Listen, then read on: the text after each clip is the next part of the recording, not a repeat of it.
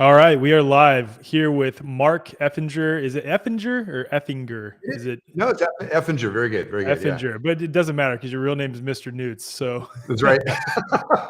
we're here with Mr. Noots to talk about Nootopia, and we'll probably get into a bunch of fun other things. We already previously recorded this episode. We, meaning I, had a conversation with Mr. Noots here, but unfortunately, that was when I was under Health Freedom for Humanity, and now I'm the way forward. That sounds weird. I am the way forward. That's not what I'm saying. I am with Thank you, Jesus. Thank you. This is a way.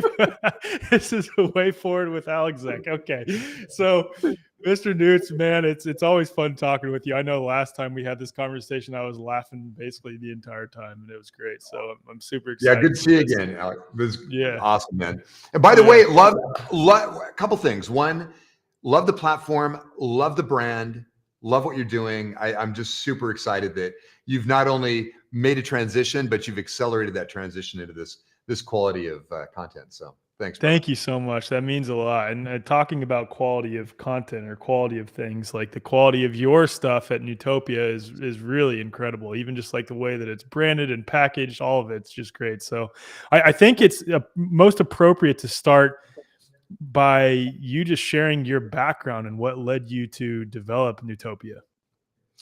Well, outside of hold on a second.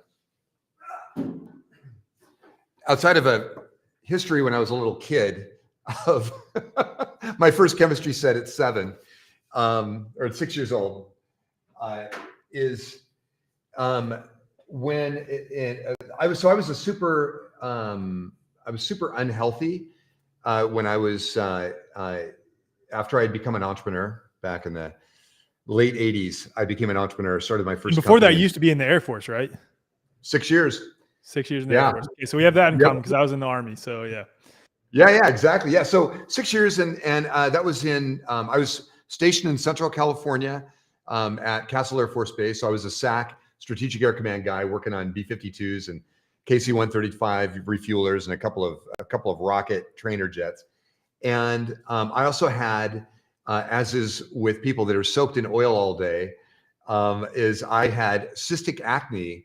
And so the kind doctors in the military decided I would be a great white rat for a product called Accutane, which is a really carcinogenic anti-acne drug. Yeah. So that I didn't realize at the time how devastating that would be. But in fact, at one point after I did a 1-year checkup after being on the drug, it was a couple things, interesting things happened. One is it changes the shape of the follicle, the hair follicle.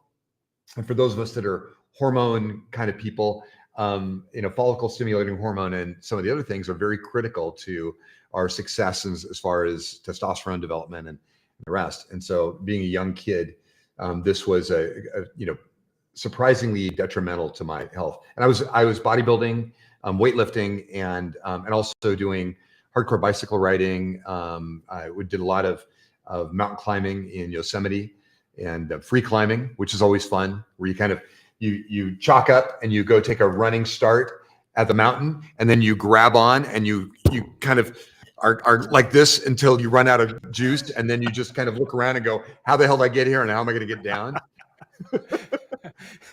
So have you seen that one movie, Free Solo? Oh yeah. That dude you weren't doing anything like that though, I'd imagine. That dude. No, not nearly at that level. I mean, we did jam a crack and you would get your hands that could just rip to shreds, but nothing like that. Yeah. Alex is an incredible example of what you can do when you have either that part of your brain is removed that says fear, or you're just a maniac, And have you ever seen him? When he passes these guys that are all roped up, and he's just passing them free climbing. It's just like nuts. Yeah, nuts. He's crazy. That's what I want to be when I grow up. or I want to don a squirrel suit and just do a base jump. So that was kind of the thing. Is I was really a pretty hardcore athlete, and then this drug, as I became an entrepreneur and you start doing a lot more sedentary activities, but you've got to be on, and your stress levels are through the roof. I was living in the back of a health club and growing this high-tech laser company, and I was acquired 11 months after I started. And the company that acquired me, because of my growth and their longevity, we became what's called an Inc. 500 company right away, which means one of the 500 fastest growing private companies in America.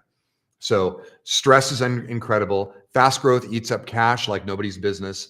So you're trying to manage all the cash flow, and you're trying to manage bank relationships and all the other investor type of things.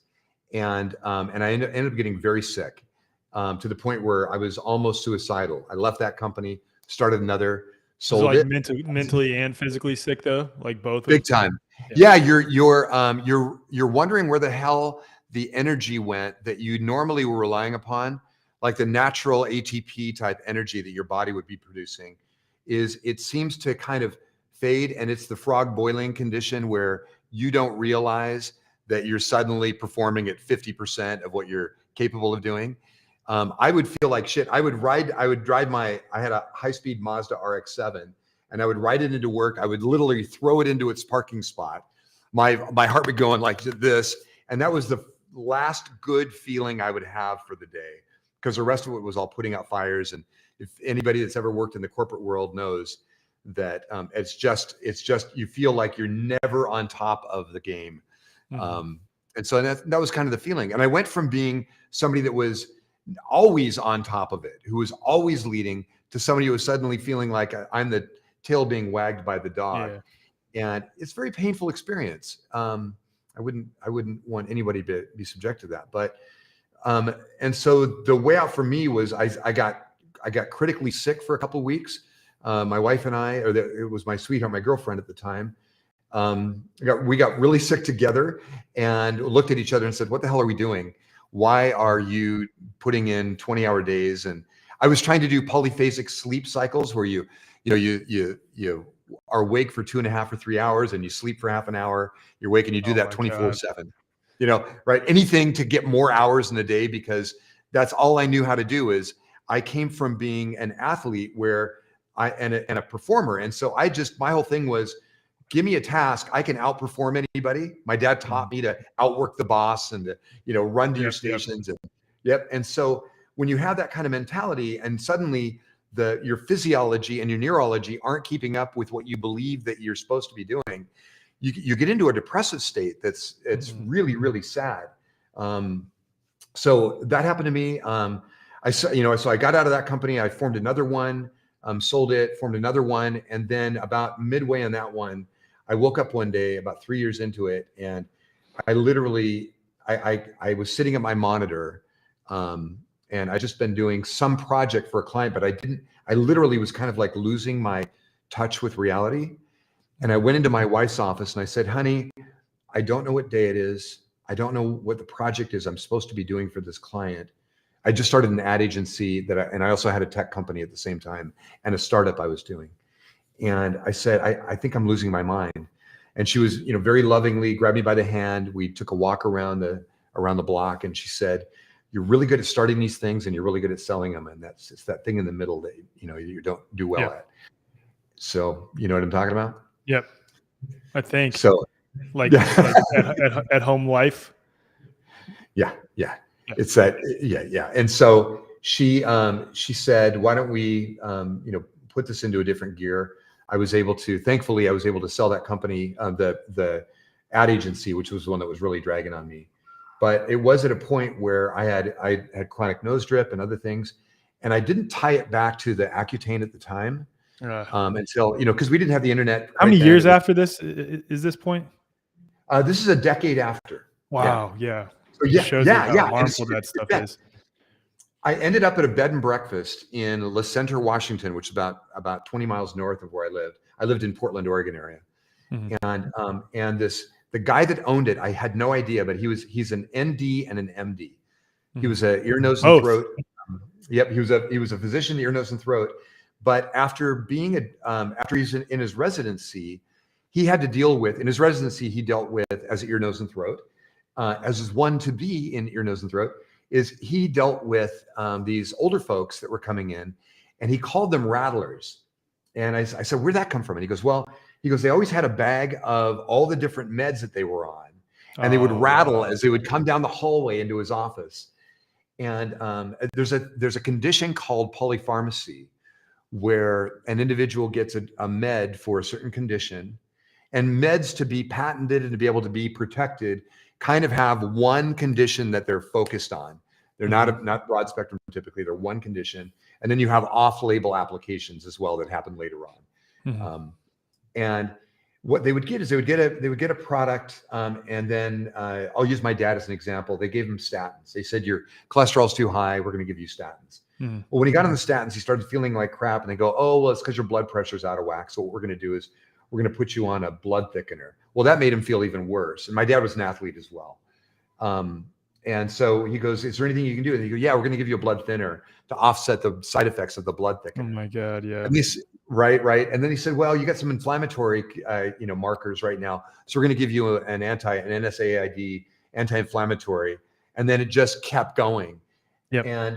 And so this is what these people were dealing with. And so this MD decided that he had to find a better way. And so he joined a thing called the OrthoMolecular Society, which is a society of kind of physicians that look differently at the world. And they say, what are the natural approaches that could replicate or do better than these meds? I'm surprised I've never heard of that. It's called the OrthoMolecular Society. OrthoMolecular Society. Yeah. It was totally news to me, but these are where the bleeding edge of molecular science arrive, and they start, and they basically have a TED Talk type events where they get up and start talking about breakthrough technologies and approaches that are, that could be revolutionary if they could just get. And they're typically natural based, non-pharmaceutical based, typically. Correct. Okay, got it. Yep. And most of these people that are members are actually physicians, PhDs and MDs, who have kind of grown tired of what's going on in that world, and they want to find another route, but they don't necessarily want to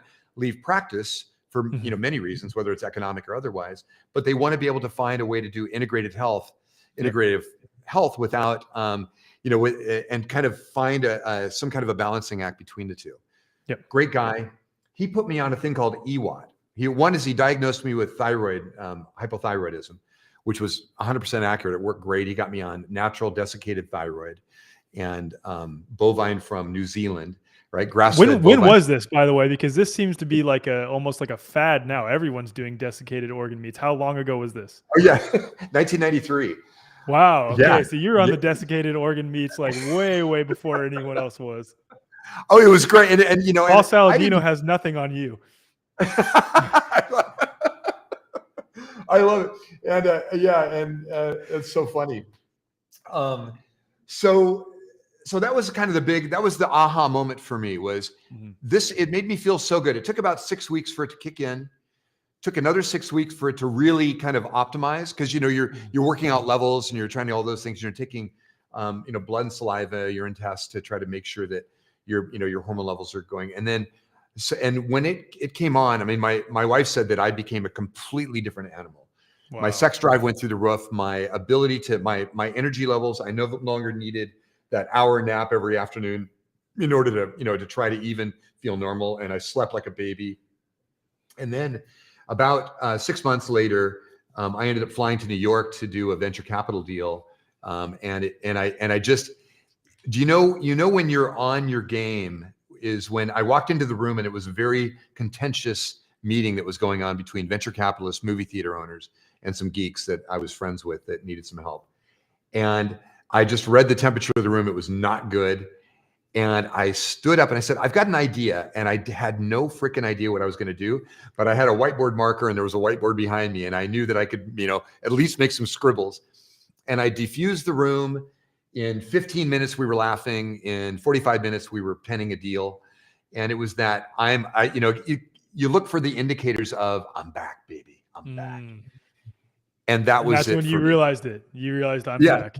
Yeah. Yep. And it was really healthy, and it made a big difference. Because with that came, you go from being, I can't do anything right, or, your self-confidence is in the gutter because you're no longer performing like what you believe you're capable of, or that your marker is when you were younger.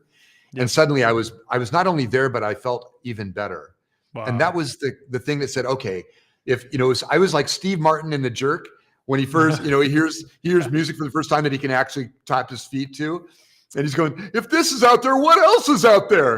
And so and so I got my suitcase, and they taught me shit from Shinola, and I went off on this like, okay, this is really cool.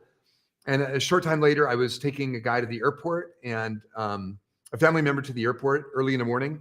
I turned on, I was channel surfing. I didn't have a CD in, and I heard this talk radio, and this guy's coming on, and he's talking about a thing called huperzine A, which is a plant extract that keeps choline flowing in the synapse in the brain. So it's what's called an acetylcholinesterase inhibitor. Acetylcholinesterase is the enzyme that breaks down choline so it doesn't just continue flowing in the synapse. But if you can mitigate that enzyme, you'll get more flow of choline, which means that your thinking processes and your clarity will be higher, as well as your memory. So I was fascinated. This guy's on the radio. So I was at the airport. I grab a phone. This is payphone time back then. I grab a phone and I call in. It's a call-in show. And I find out that he's only about 30 minutes from me. He's in Oregon City, Oregon. And so I said, where are you at? And I went up and visited him. And I looked at his operation. It was no bigger than my office right here, where he's selling vitamins out of it. And he's using a talk show, right? A very early morning. He's on like 4 a.m. to 9 a.m. or something. The really cheap. It's crazy. You just happened to catch it. That's the nuts part, because I can imagine the spiral effect we're about to get into. Well, it is, and I think a couple of things on that. I think that's a really important thing, Alec, as you well know. Just like our meeting, right? Yep. There are. I think that the universal line stuff, based on I think there's multiple factors. One is, are you really passionate about this, and are you committed? Like, because I think about it in the terms of, if we can venture off into a little bit of a journey here. I was a radical Jesus freak at one time when I was younger, and the guy that I'm related to mostly was Paul the Apostle, and Paul was on the road. Paul was a priest set up to be like the high priest of the Jewish faith, right? So he was a pretty significant dude, and at this one point, he's hearing that the Christians are causing problems, and so he's on the road to Damascus, the city of Damascus, in order to kind of persecute the Christians. So he's on this road, right? He's a tent maker by trade. He's an entrepreneur, totally related to that. That's what I wanted to be when I was in the Air Force, and so right. So I go, okay, cool. This is my guy. And as Matt Gallant, our CEO, and I are often texting back and forth, we'll find somebody we think is cool, like yourself, and we'll go, he's our guy. That's our clue. He's on the inside. And Paul's going on the road to Damascus, and suddenly he sees this bright light, and he doesn't know what it is, but he knows it's something bigger than him. And he just falls to his knees, and he goes, Lord, Lord, who are you? And this voice says, isn't it hard to kick against the goads, these prickly cactus on the road, right? And they got their sandals on, and they're suddenly bleeding at the toes and stuff. Isn't it hard to kick against that? Isn't it hard to persecute these people that are trying to do good things? And here you are. And then, and then he goes up on a rooftop for 3 days. This is all the mythology behind, traditional Christianity. But it was a story that I related to, is that here's a guy doing the wrong thing, but he's just not sitting there waiting around for the right thing to show up. He's just going out and doing, and then the universe can go, hey, dude, I see that you're actively doing something. You've got some commitment, you've got energy, you've got passion, you've got zeal. How about if we kind of redirect you a little bit into something that might be more fulfilling or more rewarding? I think that is kind of like your direction as you migrated from the previous vision to the way forward. Yeah. Right? It's that thing 100%. You're going, at one point you wake up and you go, holy shit, man, I'm out of harmony with my direction, 100%. or it doesn't. And you suddenly, and then you go, what is my mission? Or it suddenly shows up, and there's, the way forward, going, oh my God, this is it. And I think those are really, and the thing is the universe is big enough, and there's enough people out there. I know that when I come out with an idea, 10,000 people are thinking the same thing. They're reading the same material. They're watching the same they're listening to the same podcasts. They're watching the same YouTube videos. They're doing all of this stuff. They're doing the same research. Maybe they're interested, but only about 1,000 of them are even going to write it down. And only about 100 of those people are even going to tell somebody about it. And about 10 of those are going to actually go, you know what? I think I should do something with this. Yeah. And 3 of those are going to execute. Yep. So right. So we're in a certain way, we're not unique. And another way, we're very blessed and selected by this higher power or energy or commitment or something that's happening, which I think is kind of an amalgam of everybody that's currently on the earth and in the universe. It's like we have this collective power, and you're just electing the player to play that point. Yes. And you and I get to be that individual. So I would love to say that I'm a smart guy. I'm just really fucking fortunate to have, excuse my language, by the way. I hope you can, you're good. You're totally good. You can cuss all you want.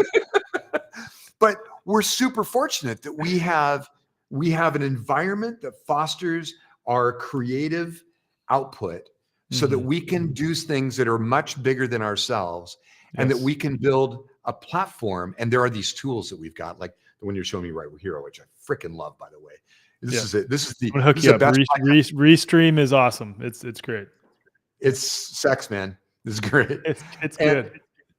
I love it. So, but we have this opportunity, and to not, there was a thing I read many years ago, which is to know what's right and choose not to do it.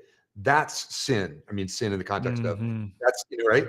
When we finally know what's right, when you know the direction we're supposed to go, when you have that pull that we're supposed to fulfill, not doing that is the worst thing we can do for ourselves and for all of the ripples that we'll create that will affect so many people outside of our own world. People will never know. Example is this weekend, my sweetheart and I finally took a vacation. We haven't had one in years. We took a vacation. We took over a week off, and we're up north of us in Quad Cities. And we have dinner, and it's our 10-year anniversary of dating, and it's been great. And we closed the restaurant down, and the owners take us upstairs to his private bar with his best friend's girlfriend, who it was her birthday, and his sweetheart. And we just had a blast, right? Like these guys, like we're not in Austin. We're not in Silicon Valley, San Francisco. We're not in Newport Beach. You're in Iowa. Right. We're in frickin' Iowa, in a town of 26,000. Right. So, you know what I'm talking about, man. Yeah. So like you go outside in Austin and you go grab a coffee, and in 15 minutes you could build a company with just the people that were standing in line with you. Yep. You know what I mean? So true. Yeah. Right. There's a really smart programmer. There's a marketer who's a genius. There's a VC that's overhearing your thing and saying, a white guy with a podcast that like, a dude who's interested in breathwork or something like that, or crypto. Yeah. So true. Oh shit, that's great. Exactly. Yeah. Yep. FTX is sitting right there. Yeah. So before the crash. Yeah. Before. Exactly. So yeah, Sam, where are you, Sam? There's a 0.1% of your audience that right now is rolling. So yeah, good. It's good. That's enough the ones for that me. made it through their life. Yeah, that's enough for me to where it's like, yeah, it's good. But yeah, it was great. So, but the thing is, so we go down looking at a property just south of there, and the guy, the real estate agent, reaches out and he goes, "Dude, I'm on Xamarin Juice as we speak." And and he shakes my head and he goes, "Mr. Noots," he goes, "I've heard all your podcasts, and my daughter wrote a book report on your history." Wow. Like, super fan, right? And that kind of thing. Yeah. And you go, you can't create those events. No. You just, this is so funny. It's trying to tell me it's trying to tell me that I've got a podcast with you. So here we are. Right, I'm here, and yet I'm here. This is the future. So it's those things that I would love to be able to, I mean, you can do, there's a lot of work you can do. Talk about breath work, right? I think the last time we were together, we talked about, for me, learning TM when I was very young was a critical part of my growth, and learning box breathing became the most important part of that. Learning box breathing, and for me, just learning how to just count my heartbeats as I was breathing down, as I held it in the bottom, as I was sensitive to what is the pressure that's coming up that's saying you need to inhale now, and then counting the heartbeats on the way up and using that as an instrument to quiet my youthful, noisy, overtaxing mind and get myself into a Zen state that allowed me to finally sleep at night, to have, powerful dreams, to be able to decipher those things, and bringing that in from, my 8-year-old self to now my 61-year-old self, and go,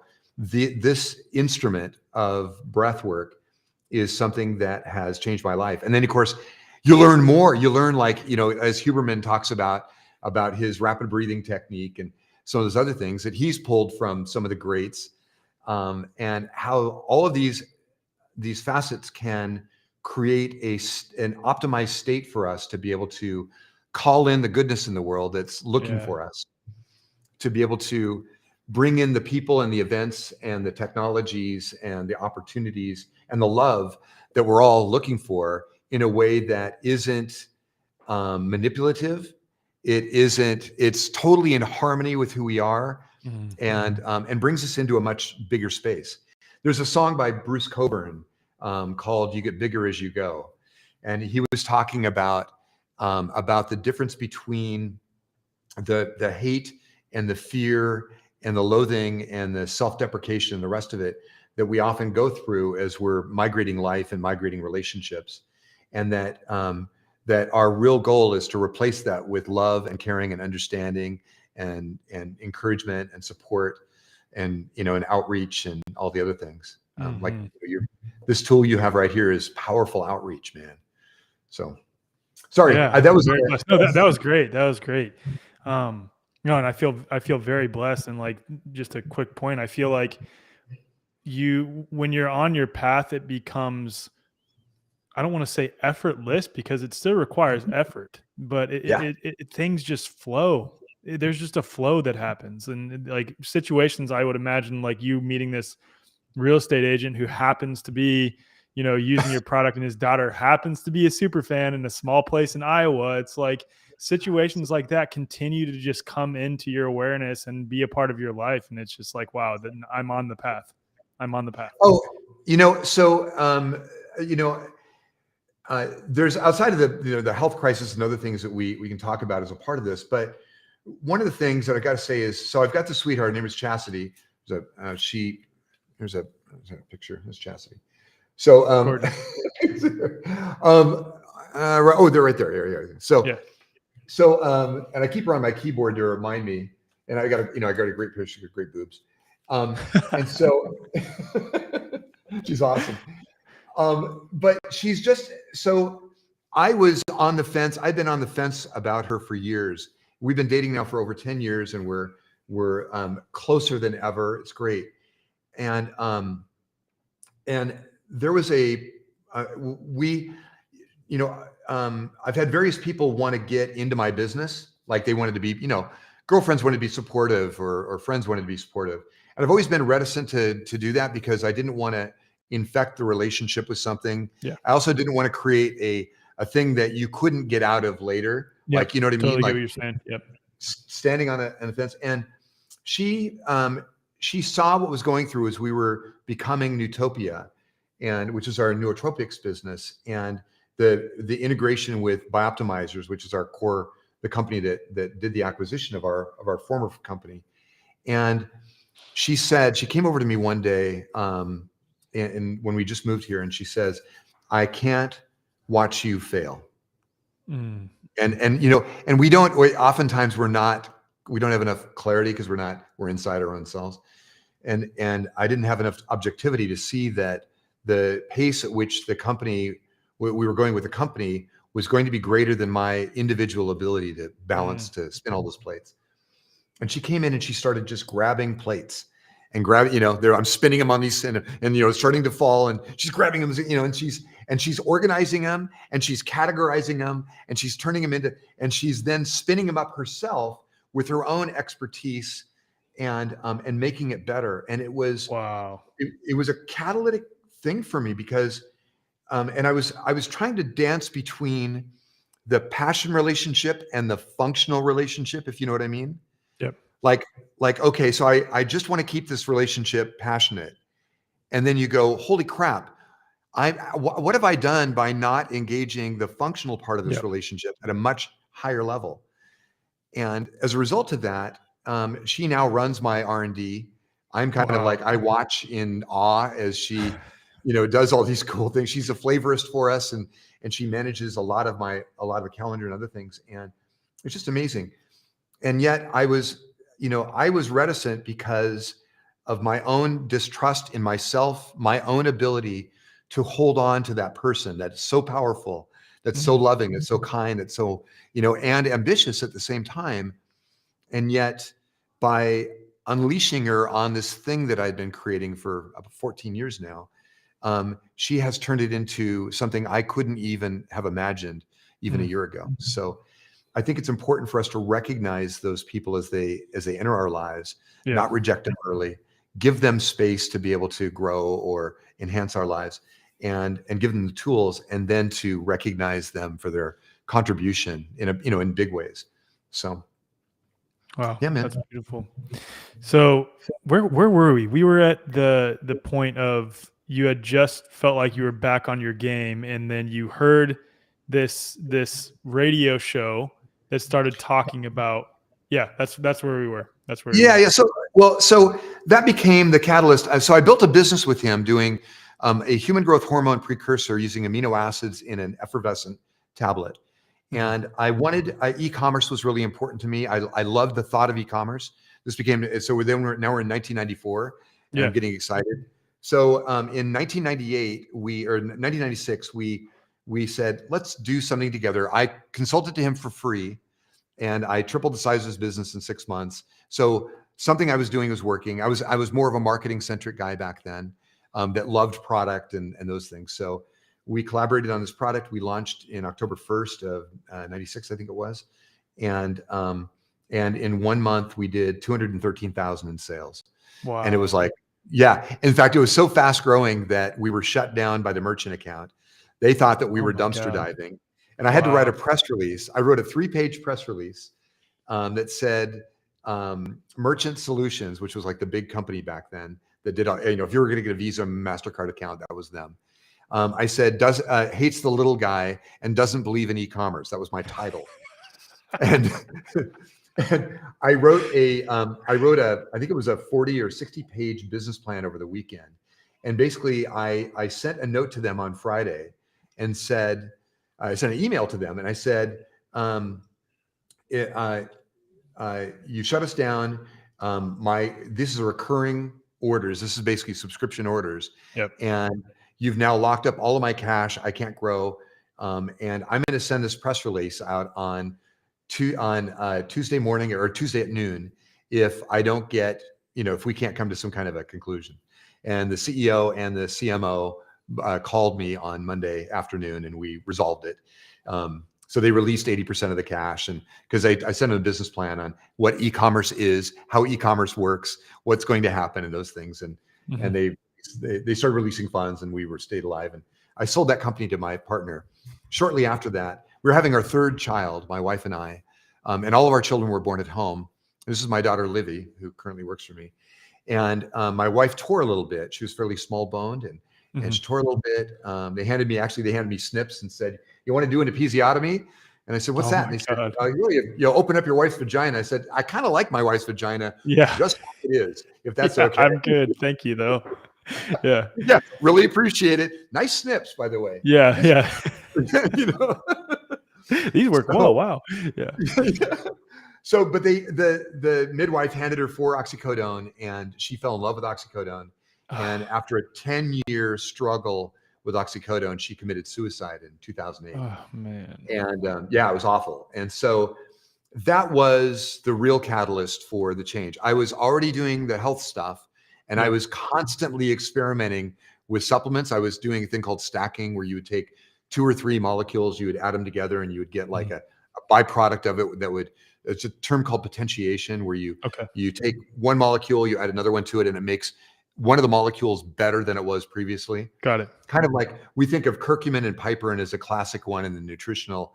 They're like curcumin alone which is a really great anti-inflammatory. It's used a lot in Indian food, but it has very low, about 8 to 12% bioavailability unless you potentiate it. But if you add white or black pepper extract, a thing called piperin, just a little bit, just like 8 milligrams to 10 milligrams, it will have a 2,000% increase in the bioavailability of the curcumin. So then the anti-inflammatory benefits circulate and you get the real benefits that you want without having to take so much that it would cause gastric upset. So a small amount of that now works really well in a large. So that was did this situation with your wife inspire you to approach this topic in a way that you're helping people resolve these addictive tendencies that they had developed? Because you said that she struggled with this for nearly 10 years. She did. And in fact, it caused our divorce eventually. And we were starting to date again when she committed suicide. I'm hoping that wasn't an indicator. So, but yeah, it was sad. I mean, when she was on the floor of our master bedroom, I was coming up to take the kids to lunch. And I was driving over there with one of my programmers. I was driving to the house, and I had a private eye living across the street, and she called me and said, "You need to get your ass over here. Something's going on, and I'm, it's out of my realm." And I ran up, and there was a emergency technician up in the bedroom, and she had literally, it looked like a halo of oxycodone and OxyContin bottles around her. She had just gone to quickie pill mills that would, that would give her the meds, and and the emergency tech had a 6-inch needle. If you've ever seen, there's a movie where she has a great movie, but basically they were going to put a needle through her heart. Oh man. And to try to revive her. She'd been dead about 40 minutes, so there wasn't any brain activity. But she was an organ donor, and so you want to revive them. You want to see if you can keep the system alive so that you can actually retain the organs and then get them in use. And that was probably the only real blessing on that. Was two things. One is she was now out of the pain, obviously. But but the ripples of pain that were created were pretty significant. Family, I can imagine. 3 children and the rest. And they gave us a box, about 6 weeks later at her wake, a little car drives up and it delivers a handmade box to us. Beautiful little thing, and pulled the ribbon off, and it was letters from the people that received her organs and their thanks for doing it. So that was, that's kind of if there is an upside, that's an upside. But it set me in motion again. I grabbed hold of my former, chemistry and biochemistry background. That was my chemistry set from when I was 6 years old. And then my work in doing this human growth hormone supplement. So I called my, the MD, ND, and I said, "Doc, I need some help."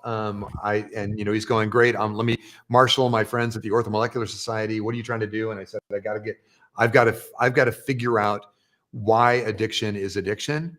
And is there a way to be able to kind of either reverse the issues surrounding addiction or help people move past it without having the problems? So I went to a clinic, a rehab clinic, and I spent time there about every 6 weeks. And in that I found, and they it was on Friday nights when I would come in. So I was seeing the worst of the worst coming in. And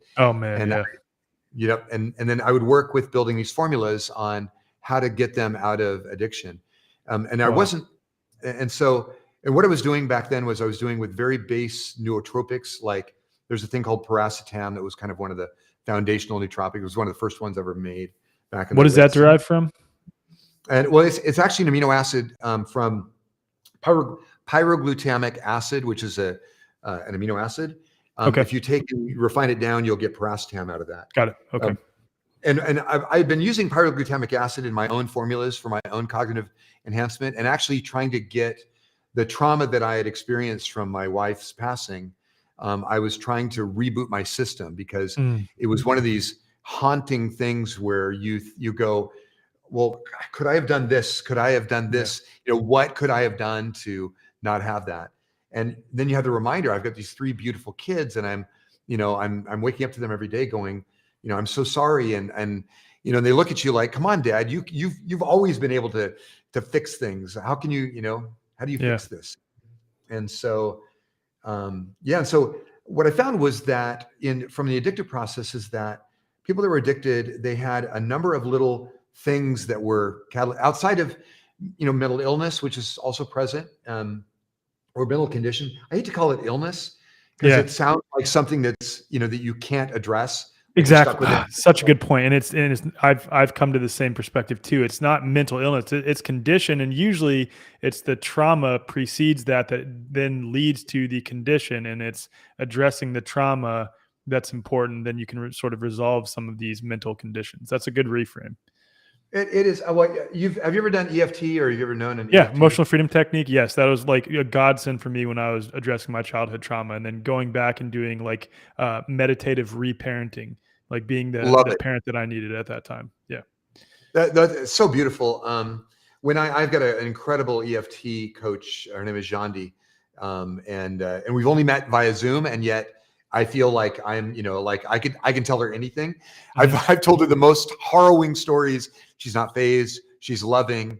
And she's taking notes the whole time, but they're active notes. Like, here's something that came to me. Here's something. Let's try this together. And readdressing my little kid self and all. It's just so powerful. But it's those tools. And so when I was looking at that, and as I'm asking these people that are going through addictive stuff, and this is from literally street people that they go in there every 12 weeks. They go in for a reboot because they don't have a resource, and we don't have a very good system in America to handle that. To CEOs who they finally hit the wall, and either their spouse or their business partners, or they finally looked in the mirror and said, I can't keep doing this. Whether it's Coke or meth or speed or modafinil or whatever happens to be the drug of choice, alcohol, the rest. Is how do they get out of that routine and yet still feel like they're empowered and be able to deal with the demons that have been haunting them for years of, I think we all have, I know that I have a huge imposter syndrome complex that I address on a regular basis. That me too. So can I share with you how the one that helped me get over it recently? Is so, and by the way, this is, I do not say this. I say this out of love and honor of the dude. Okay. So Andrew Huberman is the dude in my book, and I love the guy and super respect. I heard Andy Hubes, as we like to call him around here. Andy Hubes. I heard him talking about a couple of components. There's Tonkat Ali and there's Agrestis, a couple other things that are testosterone boosting herbs, and which we use in some of the products that we make. And he's talking about them, and I'm going, holy shit. And he started talking about other elements, and I'm going, he's not saying that correctly. He's not using the correct pronunciation of that thing. And it got me to the point where I'm going, holy shit. Maybe I'm not as maybe I'm not as big an imposter in this world of neurochemistry, biochemistry, and as I think, not because he's wrong, but because I had done a deep dive into languaging, because the language is important to me, to have the correct pronunciation. That of course, and it wasn't, again, it's not a diss on him. It was an awakening for me, going, hey, we all are. I know what the hell I'm talking about. Yeah. I know what the hell I'm talking about. Yeah. Right. Yeah. This is, I'm not as stupid as I think. And, part of it is I don't have the PhD. It's not my, and so I fly with that, but anyhow, it was great. But in the context, what I found was that people that were addicted had a couple of factors. One is they were afraid to go in because it was embarrassing. They were, you can imagine, I'm in rehab, right? That's kind of embarrassing thing. Unless you're a movie star, and that's like a badge of honor. Like the hip thing to do. Right. Exactly. Yeah, man.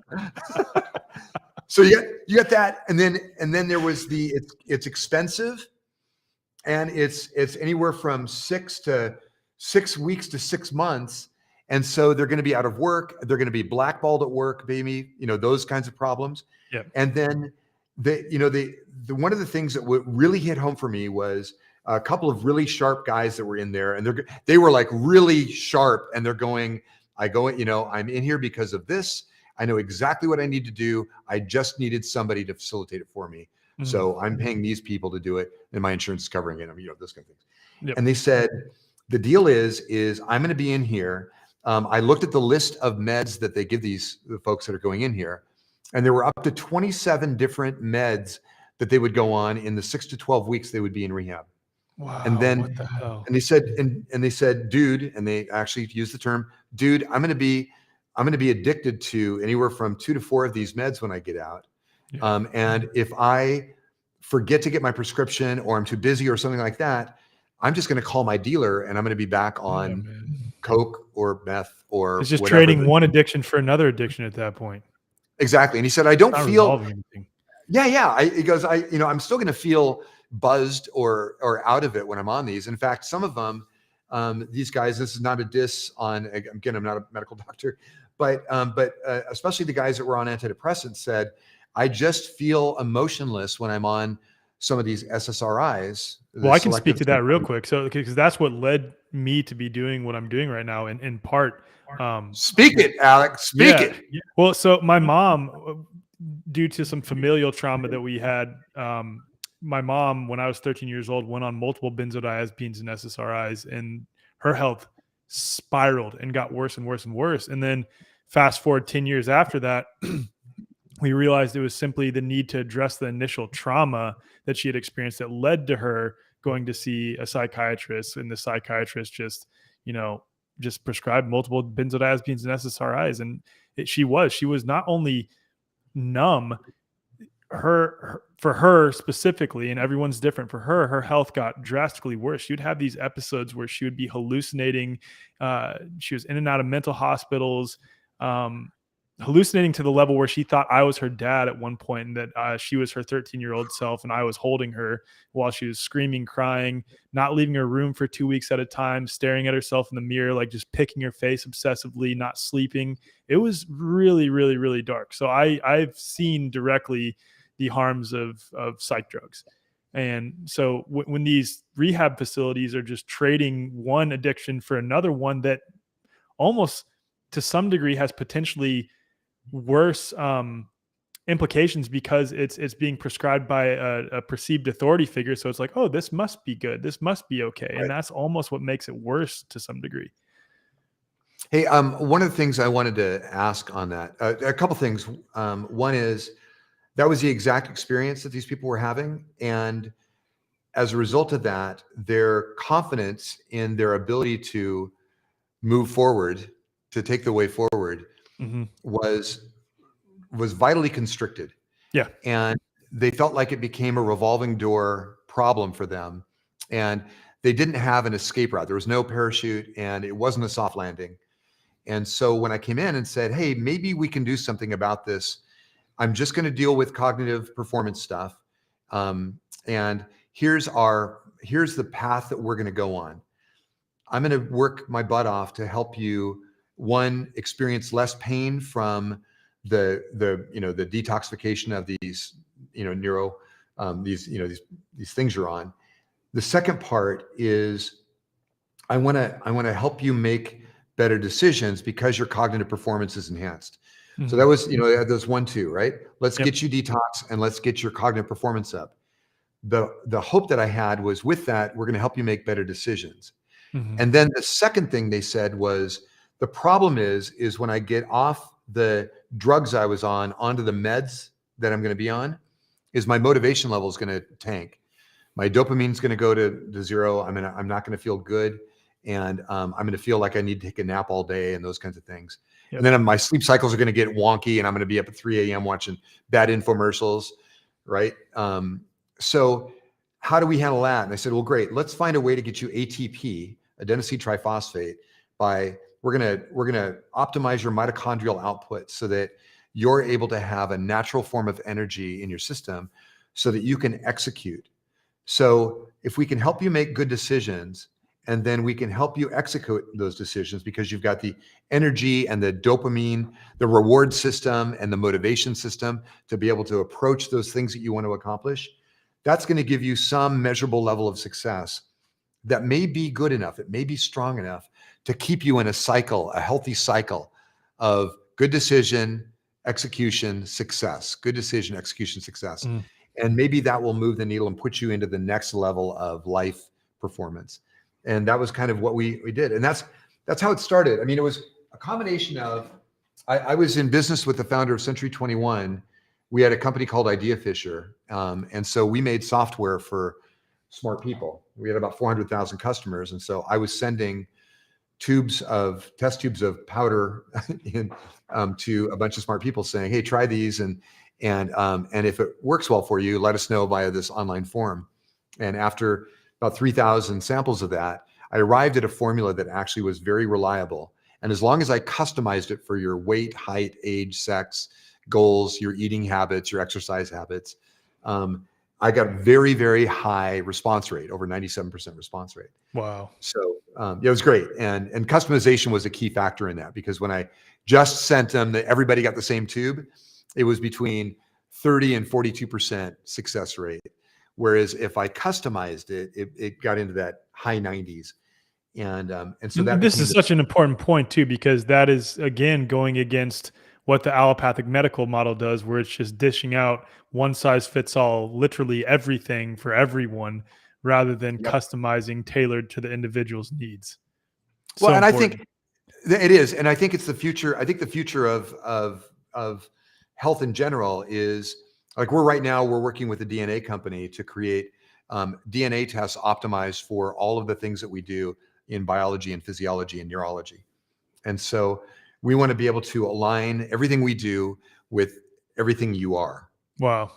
And by doing that, I think that we create a much more successful outcome for you. And you raise your baseline level of performance, as well as your ability to access and to optimize states of operation. So if you want to be more loving, you can get into that loving mode without having to struggle to get there. And you also know how far you can push that successfully. If you want to get into a state of high focus, you can do that without being Adderall, riddled. If you want to be in a state of Zen sleep or peacefulness, right, where you get high GABA activity, you can do that. And our ultimate goal, and what we try to accomplish with Nootopia, is to give you the tools to do that, and then to give you a short feedback loop, one that you can access by the hour if you want, to say, I ate this, I took this nootropic, it's 45 minutes later and I'm feeling like this, I want to do this again, or I want to get more of it, or I want to get less of this characteristic and more of this characteristic. And then we go, cool, we know what to do to take that particular solution and modify it for you on the next order. And that whole iterative process becomes an inherent part of your experience, not just with our products, but how you touch life. Is, I want to be more loving. I don't want to be an asshole when I ask for things. I want to be kind. I want it right. I want to be able to think about my word choice. I want to think about the energy level that I'm conveying. I want to be as concerned, if not more concerned, with how you feel than what I need, so that we're in harmony on this request. These are personal things that I've dealt with. So when I'm saying this, I'm not saying it just out of the blue. I'm saying it, I used to be the guy that would walk into the room and demand X, Y, and Z, and then walk out without ever considering the fact that that was my girlfriend, or that was my wife, or that was my best friend, or that was a really sensitive employee that's super creative, and I'm just being an asshole walking over him, and learning to do that. I had one a guy named John who worked for me, who was very quiet, and I was about to fire him. He was just too quiet, and I didn't get enough feedback interaction that I needed, or I felt I needed. John Harrison is his name. Incredible guy, by the way. World-class photographer, and a mission kid that's gone to Senegal and helped these poor kids in Senegal, and just salt of the earth kid. And one Friday I held him back from work, and I said, hey man, can we talk? And I told my business partner, I called him Eric, and I said, Eric, I'm going to fire this guy. And he goes, do me a favor, Mark, before you fire him. And Eric knew better than me. And he'd been an intern since the time he was in high school. He'd been an intern for us. So So he'd worked for us for 2.5 years, and here he was out of school, and I sat down with him and we had a beer, and I said, what's the deal? And he goes, look, Mark, he goes, I just got back from Senegal. We would give him time off to go do these things. And he goes, I just got back from Senegal, and there was a little kid who was, and he'd recorded this on his Mac.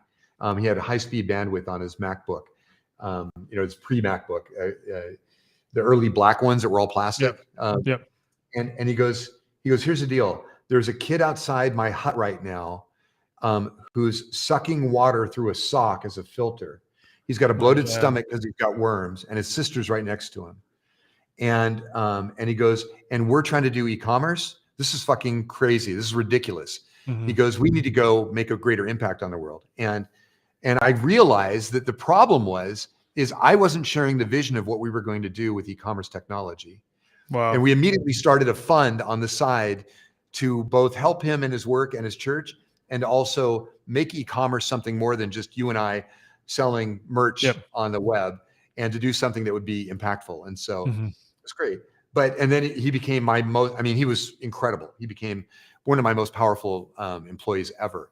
But it was the state change of going from asshole to being intuitively concerned and interested, and also finding that catalytic event and the catalytic thing that would help an individual go from being this, just trying to hang on for dear life to feeling safe. Another example of that was yesterday or the day before. I have a robot technician here. We call him Mr. Robot. His name is Charles Mr. Buckley. I know. Does everyone have a Mr. title? Like yours is Mr. Noots, his is Mr. Robot. Mr. Robot. Your photographer, your social media guy, Mr. Social Media. Well, here's a great. This is how cool this is. I'm in the middle of fucking nowhere, right? I mean, literally, it's 26,000 people. Literally, and I'm, you know what I'm talking about. I'm right on the Mississippi, and it's a great little town. But finding really, really capable people for the kind of work I do, it's a crapshoot. Especially if you want it to be, no offense to anyone who's from Iowa, but if you want it to be really hip and cool, what you are, your whole product, everything, the packaging, all of it is so hip and cool. So you found the coolest people possible in Iowa have just flocked to you. And they all have Mr. and Mrs. titles.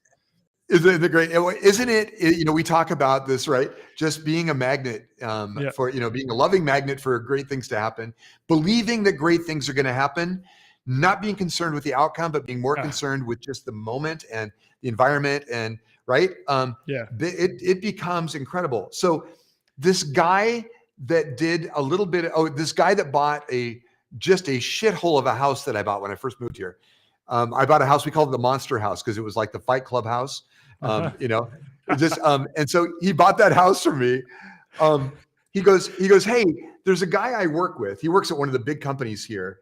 And he goes, there's a guy I work with that's kind of an outcast, and he can't find his place in life here. And I think they're going to let him go. And they never let anybody go. This is how bad it is, bad a fit he is. And, but he's a super guy, he's super smart, and he just masters every area he goes in that company. And I said, well, bring him by. Love to talk to him. And he and I have lunch, and and we're just talking, and we're starting to riff on tech. I'm a technology guy, hardware and software and those things. We're just starting to riff, and he happens to get his master's. He's from Santa Barbara. He's got his degree in photography, right? From Brooks Institute, which is a Santa Barbara institute. It was great. It's one of the top ones. It's where Avedon and some of these great, people have trained and come from. And so he gets in here, and then I find out that he sets up all of the podcasting, camera work, and everything for his church. He's got a background in audio technology. We get on a Zoom call, and he's got a 3D printer running in the background, and he's got a microscope so he can do fine circuit technology on surface mount. And it's just, it's like a wet dream that this guy would be in this city. Yeah. And so he comes to work for me, and within weeks has prototypes coming together of technology. And it's just and so he sits down with me because his, we talk about imposter syndrome. He's looking at his progress, and he's looking at our goals, and he sits down and he goes, He's like, I don't know if I'm making it. Am I making it? And I just went to what Matt Gallant, my CEO and my business partner, said to me. He goes, look, man, he goes, I never want you to worry about your position in the company.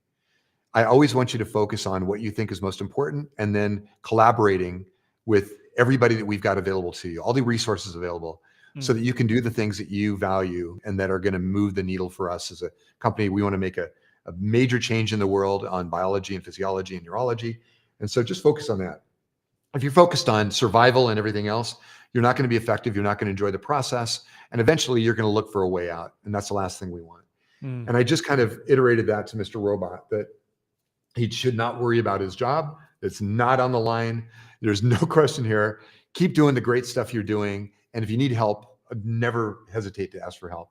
And, and he just gave a big smile and said, thank you so much. And he's right on the other side of this wall right now. Wow, in an awesome. office we're building for him. And he's building, I mean, when I say killer technology, when you're building stuff like we build, we got this, and by the way, I'm going to be sending you this next month, but we've got our new mag packs are out, and which is our new packaging, where we've got these beautiful things that are magnetically.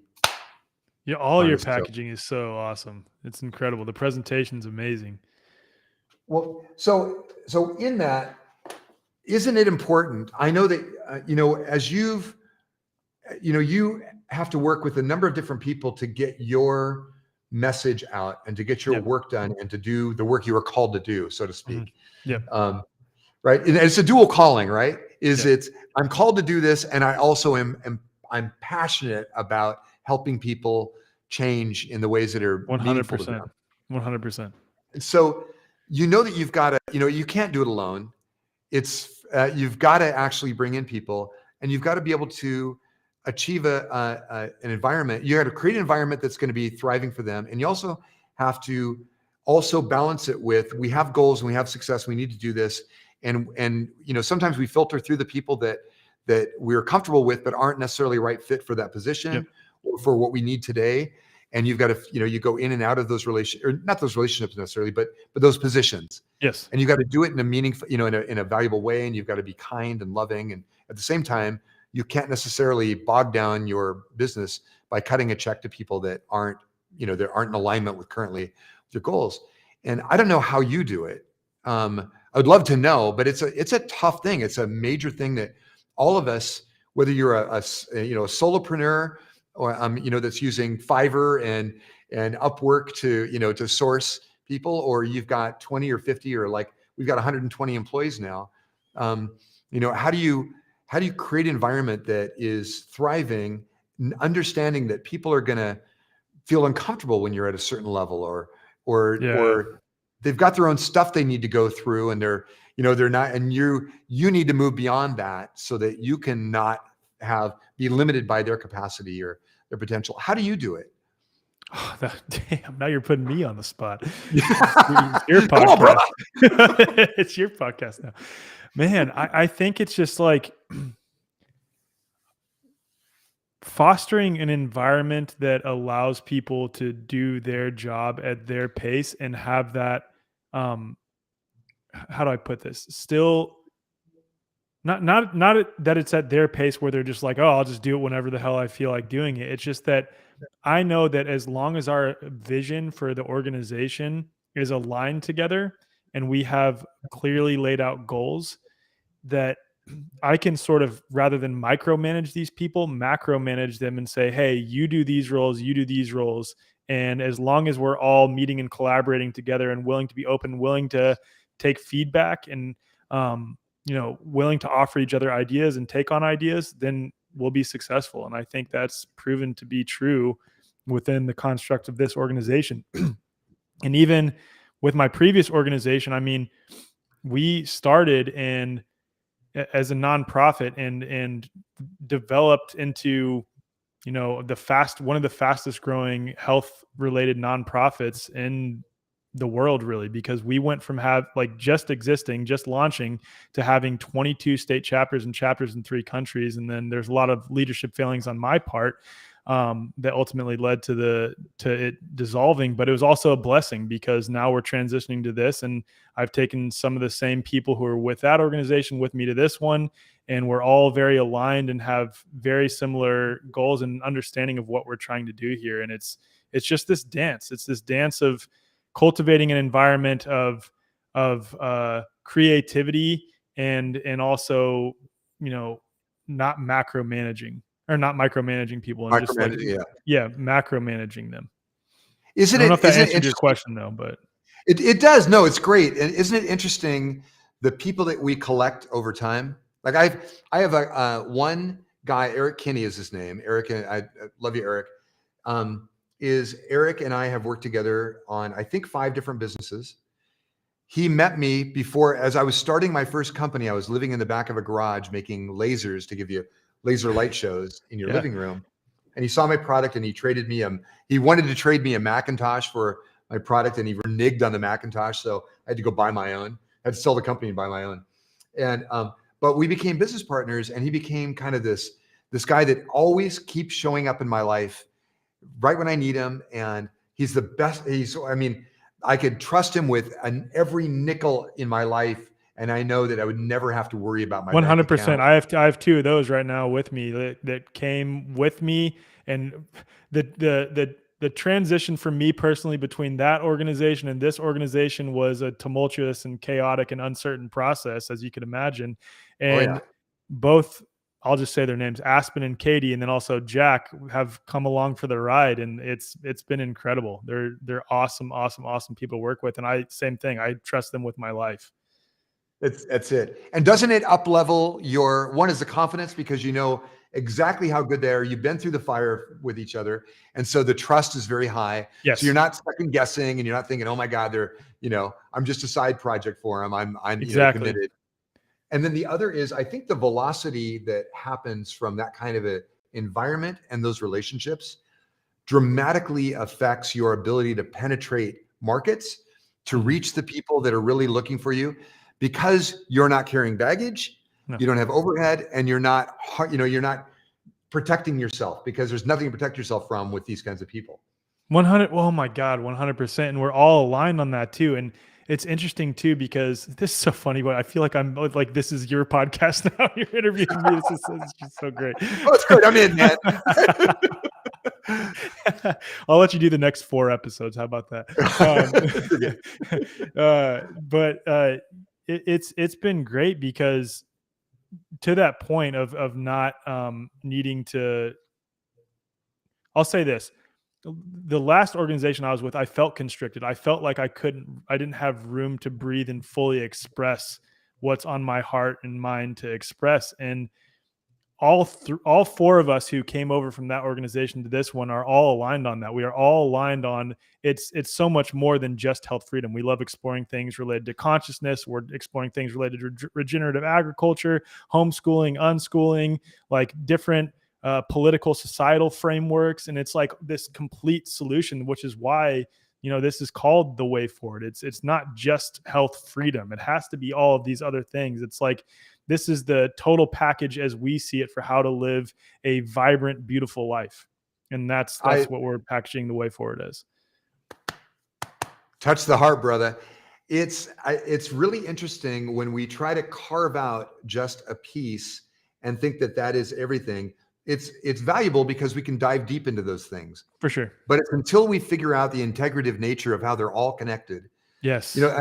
Zach Bush, when I discovered him a few years ago and started listening to him and watching him, and I saw how he kind of like edged in and said, okay, we're just going to talk about regenerative farming, and we're going to talk about topsoil recovery and some of these things. And then he started talking about the spiritual nature of soil. And he started talking about the spiritual nature of humanity. He started talking about how physiology and neurology work in regards to what we eat, what we drink, the relationships we have, toxic relationships, suddenly he just was very careful, and he said, here, I'm just going to help you dip your toe in the water. And then I'm going to show you there's a monsoon behind you that we're going to bring in, because we have a bigger, but it's that kind of thing that makes the big difference, because we need an entry point. For me, it's cognitive health, right? Yeah. because I know how that affects people, and I know, whether it's addiction or whether it's performance, and those are two sides of the same coin.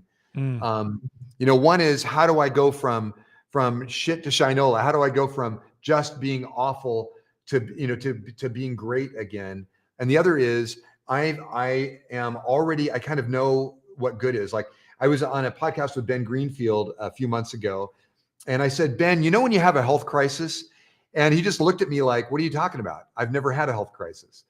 And I go, oh, okay, this is a different guy then. This is not, I've got like a right now I've got a shoulder wrap on because I tried to do an iron cross, on the rings. And I forgot that I'm 61 and I haven't done one in 3 years. That's still incredible that you're doing an iron cross on a ring. It's rings at 61 though.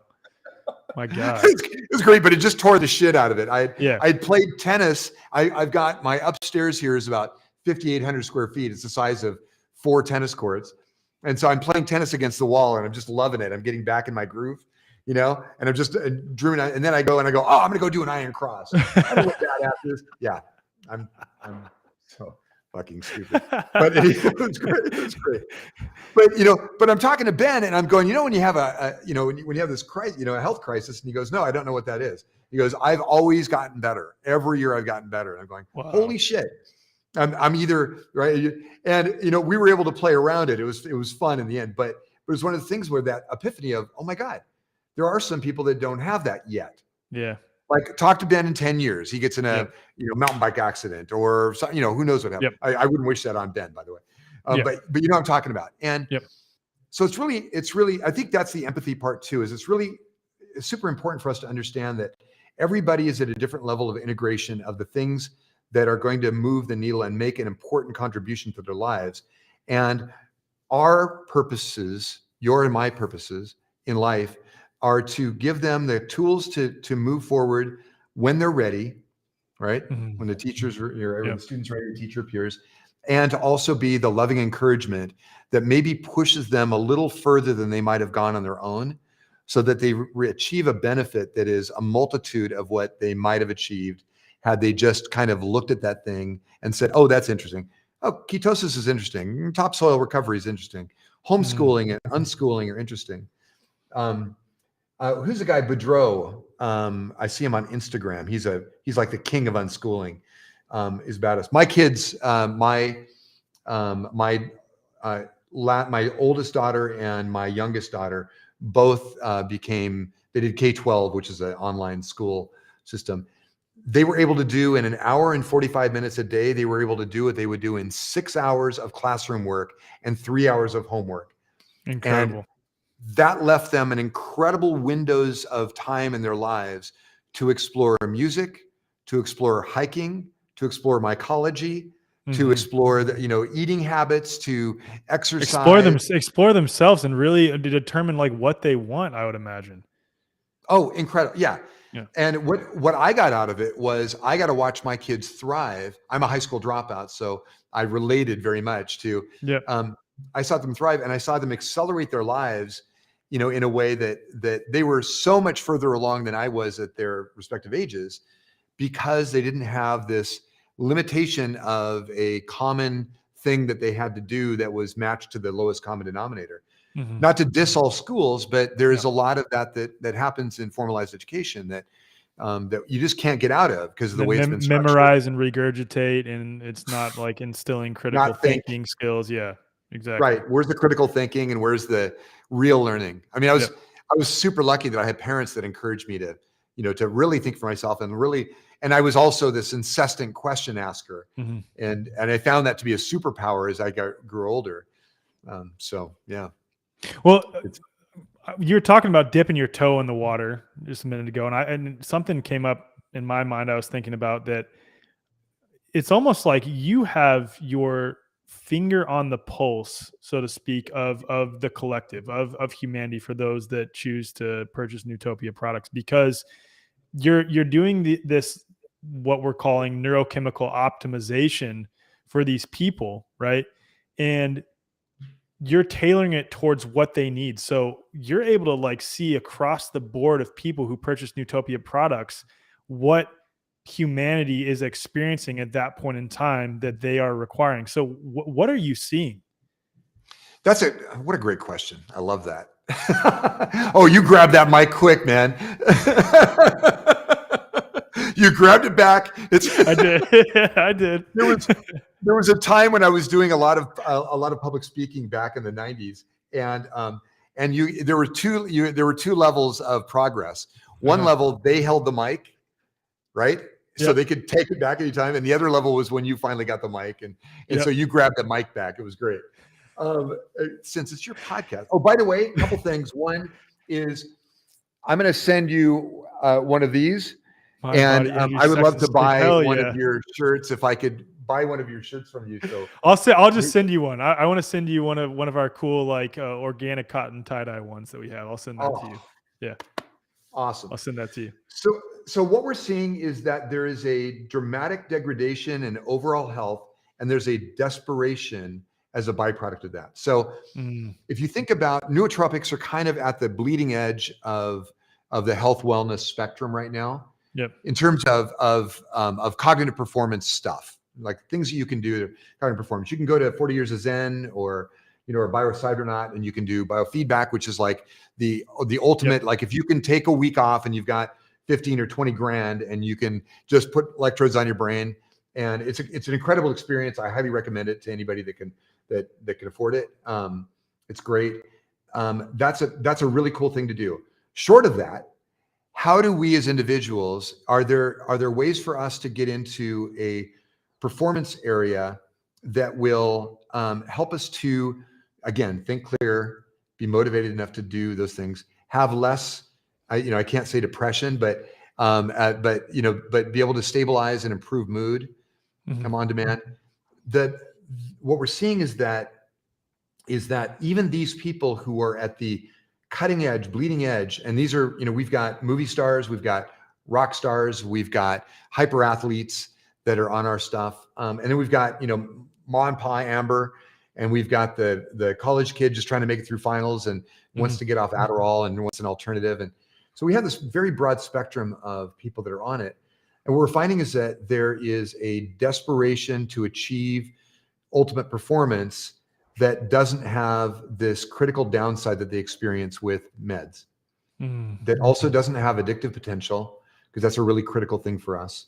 And that hopefully, and one of the promises of nootropics was that you're going to increase cognitive performance without having some addictive thing, but hopefully increase or raise the baseline operating level of people. So if you're down here and when I say down here, if you're at a level that you're comfortable with, that you go into work every day, or you open the doors to your business every day, or you're heading to school, or whatever the thing is, you're going out on a run, or you're going to go do a triathlete event, is you've got this kind of fixed level of performance that you're familiar with, that you work in, and that you know how to operate at. What we're finding is that a lot of these people, once we break through the glass ceiling that they've been experiencing of their performance, and they go, holy shit, I didn't know I had another gear. And right, so they got another gear. So their Ferrari suddenly has 6 speeds instead of 5. And so high performance individuals are very sensitive to these things, and they notice it very quickly. Low performance individuals are people that haven't really had an intrinsic monitor of, they're not wearing an Oura ring, and they don't know what their sleep cycles are. They're not, right? Yep. They're not doing their daily, they don't understand the meditative states and how they operate. They don't know what zeta and theta and delta and gamma and right and beta and alpha. Or they don't have an inner monologue like those people. I'm just kidding. There's some people that don't. You and I are talking to ourselves in our sleep, and it's it's kind of interruptive, frankly. It's so funny. I often picture my mind like, if you remember Get Smart, the TV show, there was like a series of doors that Maxwell Smart had to go through. And my mind has a series of those, and you cannot believe what's on each one of them. And so, but the people that don't have that kind of performance indicator thing that they are aware of, what happens with them is that they have instead of just having the other gear, they have a holy shit wake up moment where they go, I didn't know I could think this clear, or I didn't realize I could sleep this well, or I didn't understand that I could be this loving. Yep. And it gets them into this, that same epiphany I had with the venture capitalists back when thyroid, when I went from hypothyroid to balanced. Yep. I'm back on my shit. Yeah, exactly. Yeah. And for me, that cognitive performance alignment was when, and by the way, when I did that, when I built the products that became what is now NectarX and all the rest of the things we have here, I was living in a town of 4,500, and 1,500 of those were cops. So I was living on the border of the Washington Canadian border. And so I didn't exactly have the prime area for me to foster high-tech, relationships. So I was very reliant on technology to do that. But it was an amazing thing is that I realized that the potential depression, or the oncoming train of, the diesel locomotive of your loving, beautiful, smart, talented wife is no longer here. I would pick up the phone every month to try to call her. Not remembering that I'm going, oh, the kids just did, oh shit, she's not there. Yeah. And, you go through these cycles as you're trying to, get back.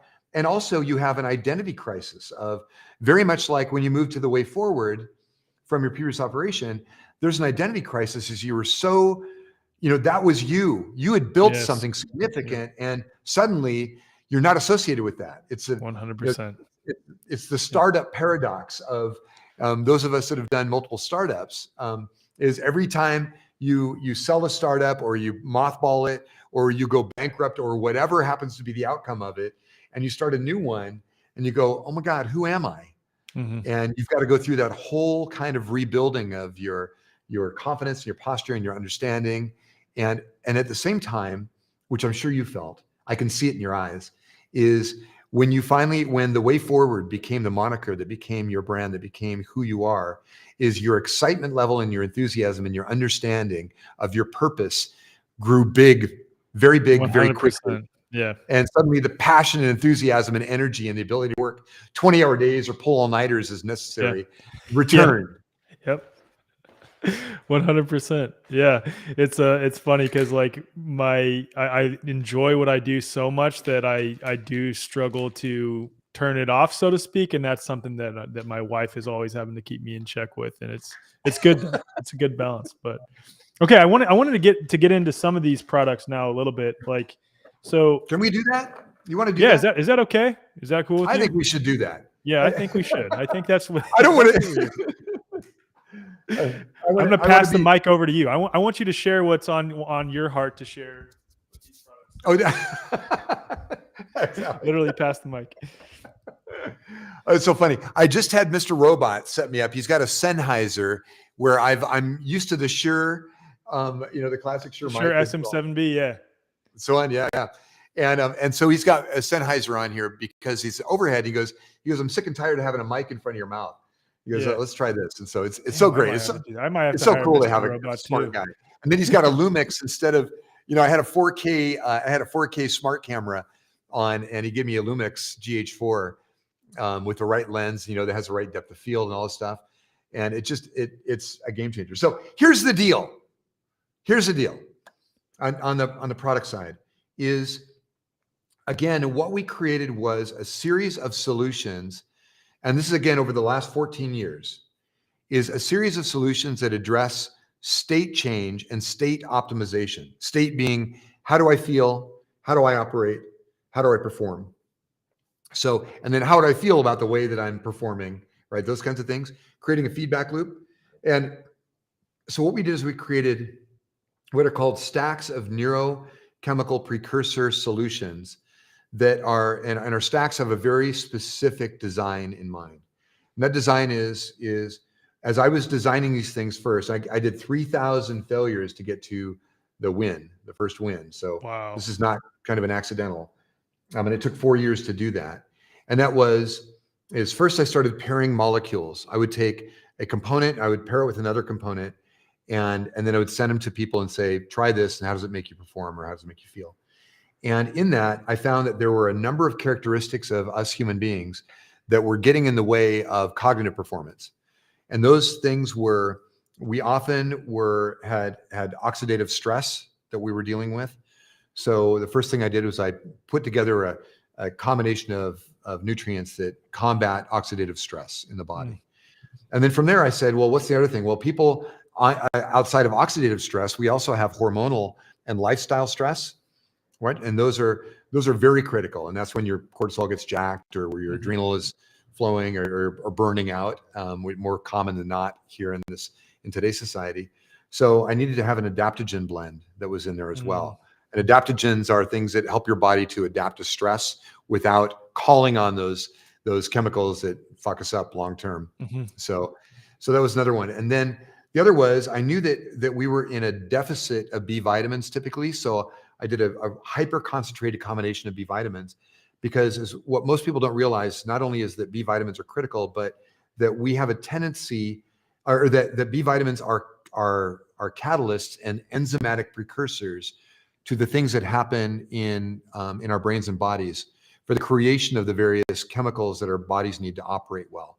So all of these processes have a high dependency on B vitamins to work that. And then I started that now, and that's before we even get into the neurochemical precursors. Then it was, what are the elements that are going to affect the certain neurochemicals, whether it's dopamine or GABA or serotonin or acetylcholine, right, or noradrenaline?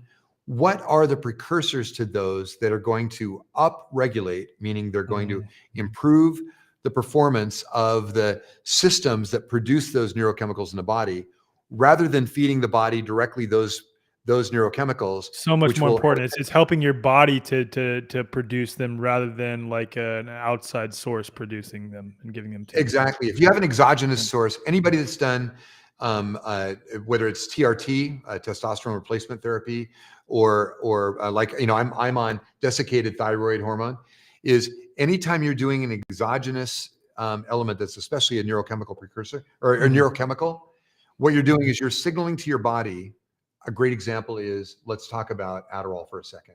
And again, I'm not dissing people that are on Adderall. If they need it, they need it. But what I am going to say is that what it's going to do is, the way that it affects the adrenaline release mechanisms and the dopamine, effects on the body, is it's going to cause this flood of dopamine as a result of a noradrenaline peak and some other biochemical responses, so that by the time the drug wears off, it's signaled your brain to quit creating dopamine. So that's why when the drug wears off, you kind of feel sleepy, unmotivated, possibly like shit. You can't wake up without taking a hit of that drug. And that's how people become addicted right there. That's literally how people become addicted. Yep. Addiction 101. So anytime you are, and that's a very important thing to look at anytime you're taking whether it's it's a nutrient supplement or a drug, is this thing directly replacing the thing that I'm having trouble with? And is there a better pathway for me to create, like, can I go further upstream from that specific element I need, so that I'm actually affecting my body's own natural processes to create that. So I'm optimizing that and eventually getting myself into a state where I don't need as much, or I don't need it at all, or I can call it up on demand.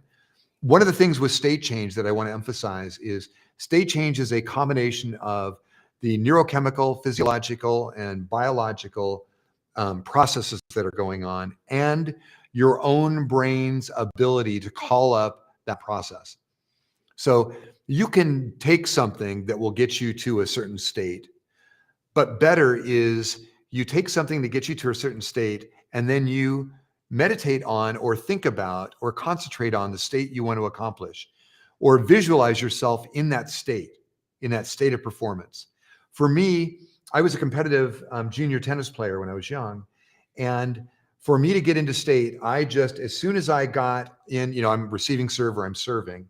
As soon as I got there on the court, I got my system into this state of high performance, and nothing but that point mattered.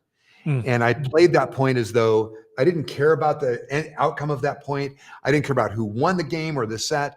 I just cared about playing this fun game with a song in my head. And that became, right, how I characterized that game. And the same thing when I was doing mountain climbing, free climbing, it was just me and the wall. Mhm. When I was motorcycle road racing, it was me and the gyroscopic effect of the wheels and hanging off and my knee on the concrete, and all of that. It's just this dance or this balance you're doing with life. Mhm. Every state you want to get into, whether it's shagging your sweetheart to showing up at work and being a badass at the thing that you're doing, whether it's writing copy or you're doing some technical thing or you're drawing or you being an artist, every one of those is a state that if you've done it before to any level of success, you know what that flow state feels like and looks like. And you can close your eyes or open your eyes and you can visualize that state.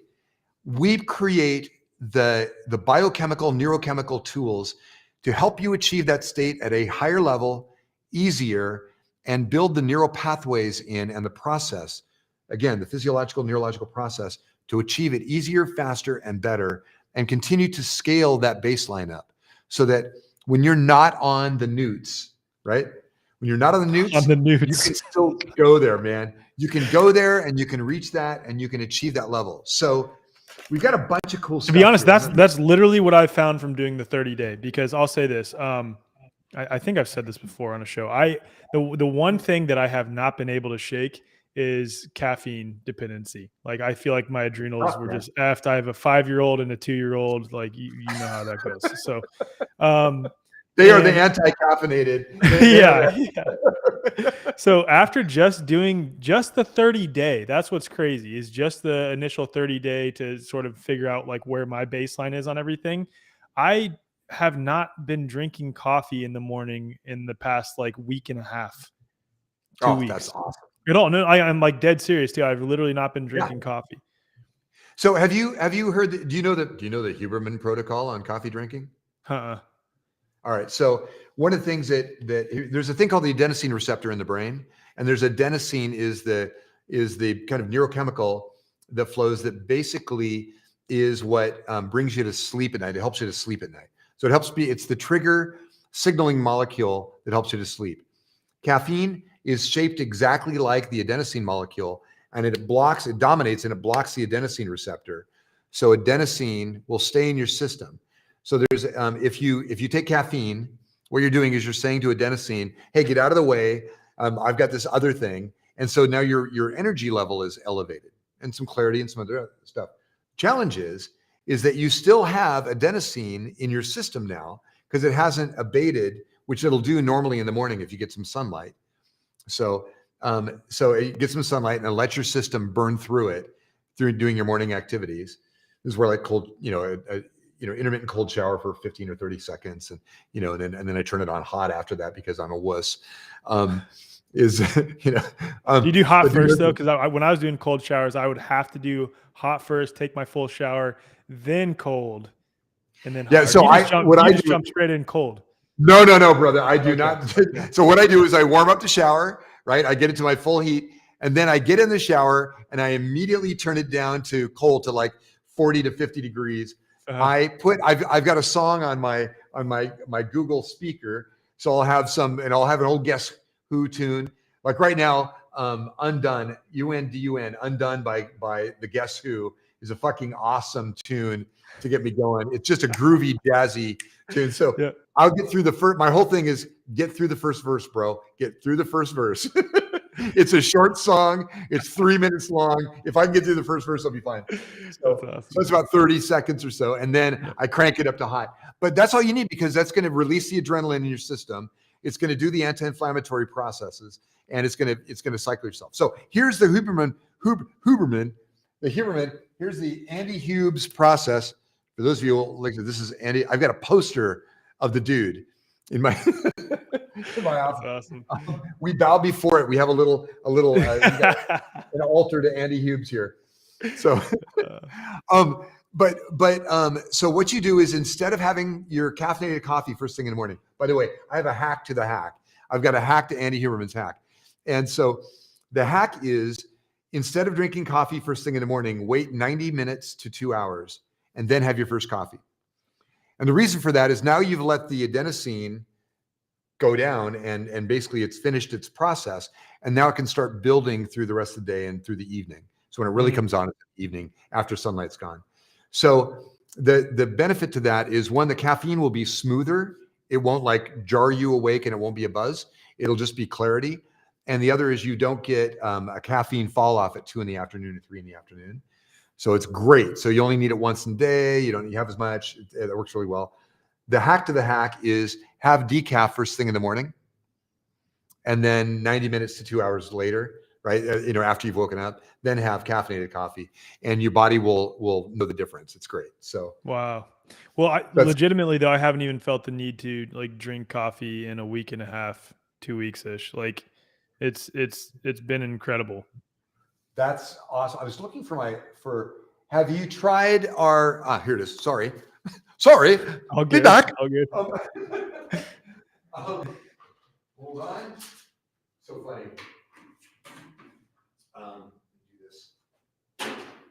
Do this. So have you tried this yet? And have we sent you some? Yes. The College, is that College Genius?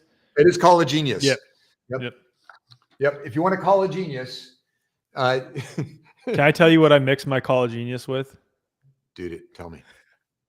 I do raw milk, raw liver, 6 dates, and College Genius. I'm not even kidding.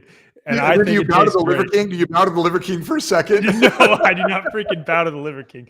And anyone that thought that dude wasn't on like PEDs was fooling himself. It was so obvious. Yeah, but no, I do not bow to the Liver King. But yeah, that's literally what I put my College Genius with. And then sometimes, ironically, Vani Hari, who has the company True Vani, she makes a bunch of like plant-based protein powders. Some of her raw liver, and then some plant-based protein powder on top. But no, seriously, I literally use College Genius with that. I'm going to send you a sample of one of the new flavors we're coming out with for that as well. So yeah, I love it. Again, big nod to Chastity. She's our flavor queen. So I love it. All right. So here's the deal. So we built this as a platform, as you're well aware, and you've seen, we got this booklet that comes with our stuff. Here. I think you can actually download that before you get the book. You can download it. And you have an app too. Yes, big time. Yeah. And the deal with that is we want to help you manage the process of getting to achieving long-term and optimizing your performance. Our whole thing is, and if you know Matt Gallant and Wade Lightheart, my business partners and the founders I'm interviewing Wade here in the next like 2 months, so it'll be great. Oh, dude, yeah, he's the best. He's the best.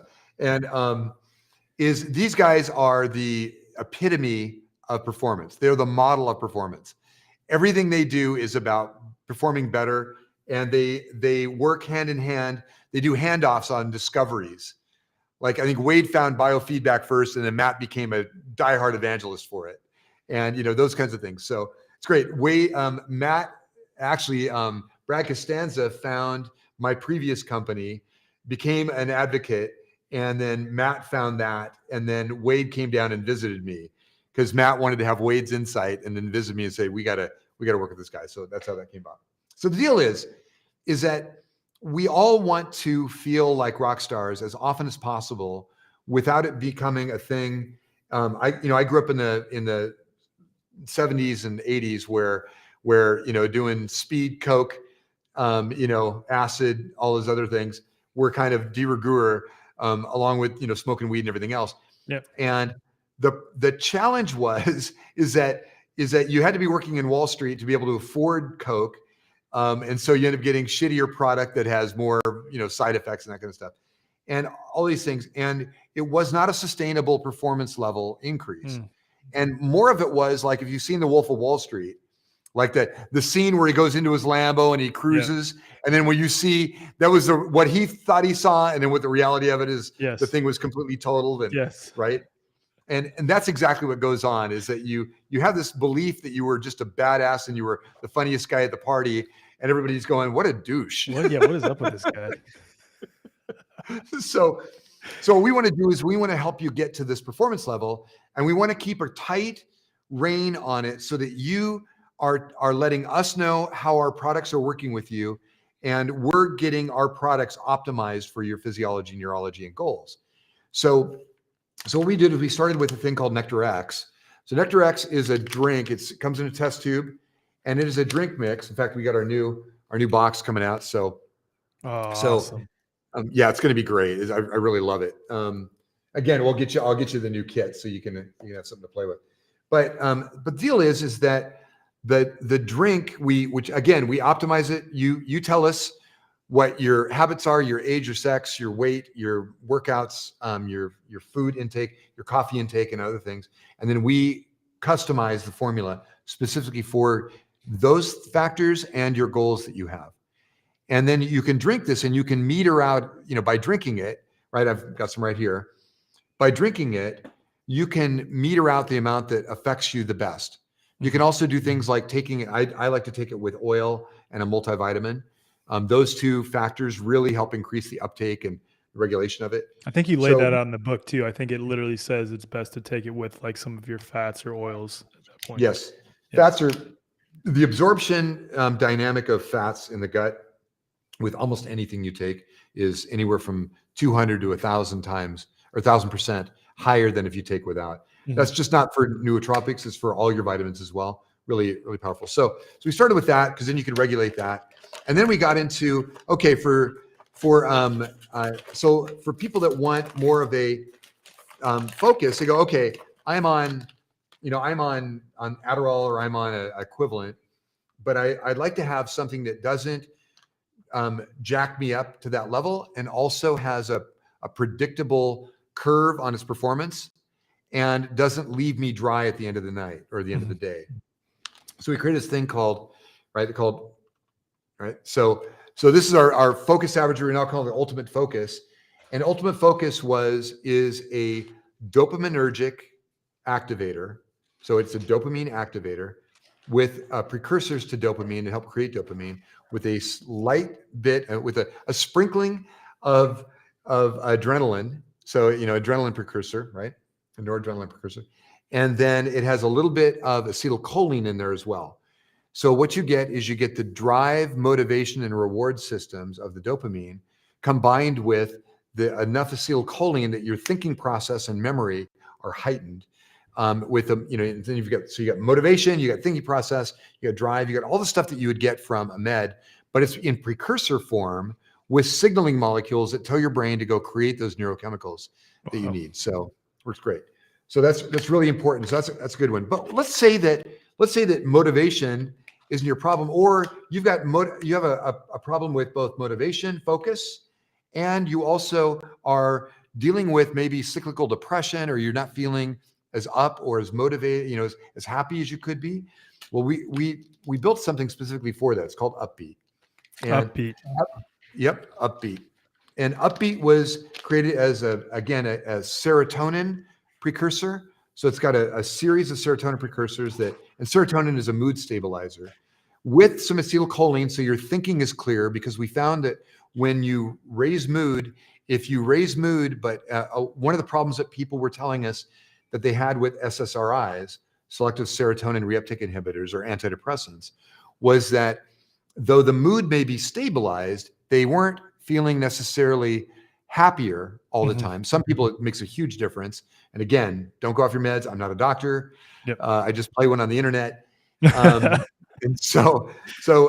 but that one of the challenges that was frequently occurring for them was that the SSRIs were blunting their sex drive and motivation, and that they would go into, over time, they would find themselves in a neutral position towards happiness, where they're not sad, they're not happy, they just don't feel shit. Yep. And my brother, in fact, you talk about your mom, my brother was on an antidepressant at one point for about 6 months. And it was situational depression, not like long-term, but they gave him something that would almost convert him into a long-term depressive element. And what happened was, if your most ecstatic experience is a +10 and suicidal ideation is a -10, he went from a -5 or 6 to a -1, but over time he went down to a -7 or 8. That you're literally describing my mom's experience. That's exactly what it was. It was just like she would have these periods of feeling up, and we were like, oh my God, the drugs are working. And then when she would start feeling down, we would say, oh my God, she needs to go back to the psychiatrist to get different drugs because they're not working. And it's like this trajectory of less frequent ups and more frequent lows, but it was a downward trend where the Right. lows got worse and worse and worse and worse. Yep, and that's a byproduct of how you work. When you start, here's I'll get a little sciencey here for a second. But what happens is you have these. We'll talk about neurons. We'll talk about them. They're slightly different than this, but let's talk about them as being kind of like mushrooms with pumps that look like volcanoes on them to a certain extent, or volcanoes and divots. And what you're doing is you're transferring a neurochemical across what's called a synaptic gap, a gap here, to another neuron, and then you're passing on that data or that feeling or that emotion or that cognitive experience. And what happens when you trap those, you put a calcium ion cloud around those, that it traps it and it kind of just flows it back and forth. That's the serotonin reuptake. It inhibits, instead of it going up to this other neuron and then dissipating in the neuron through an enzymatic process, it goes to that neuron and then gets recirculated back. It goes to that neuron and recirculates back.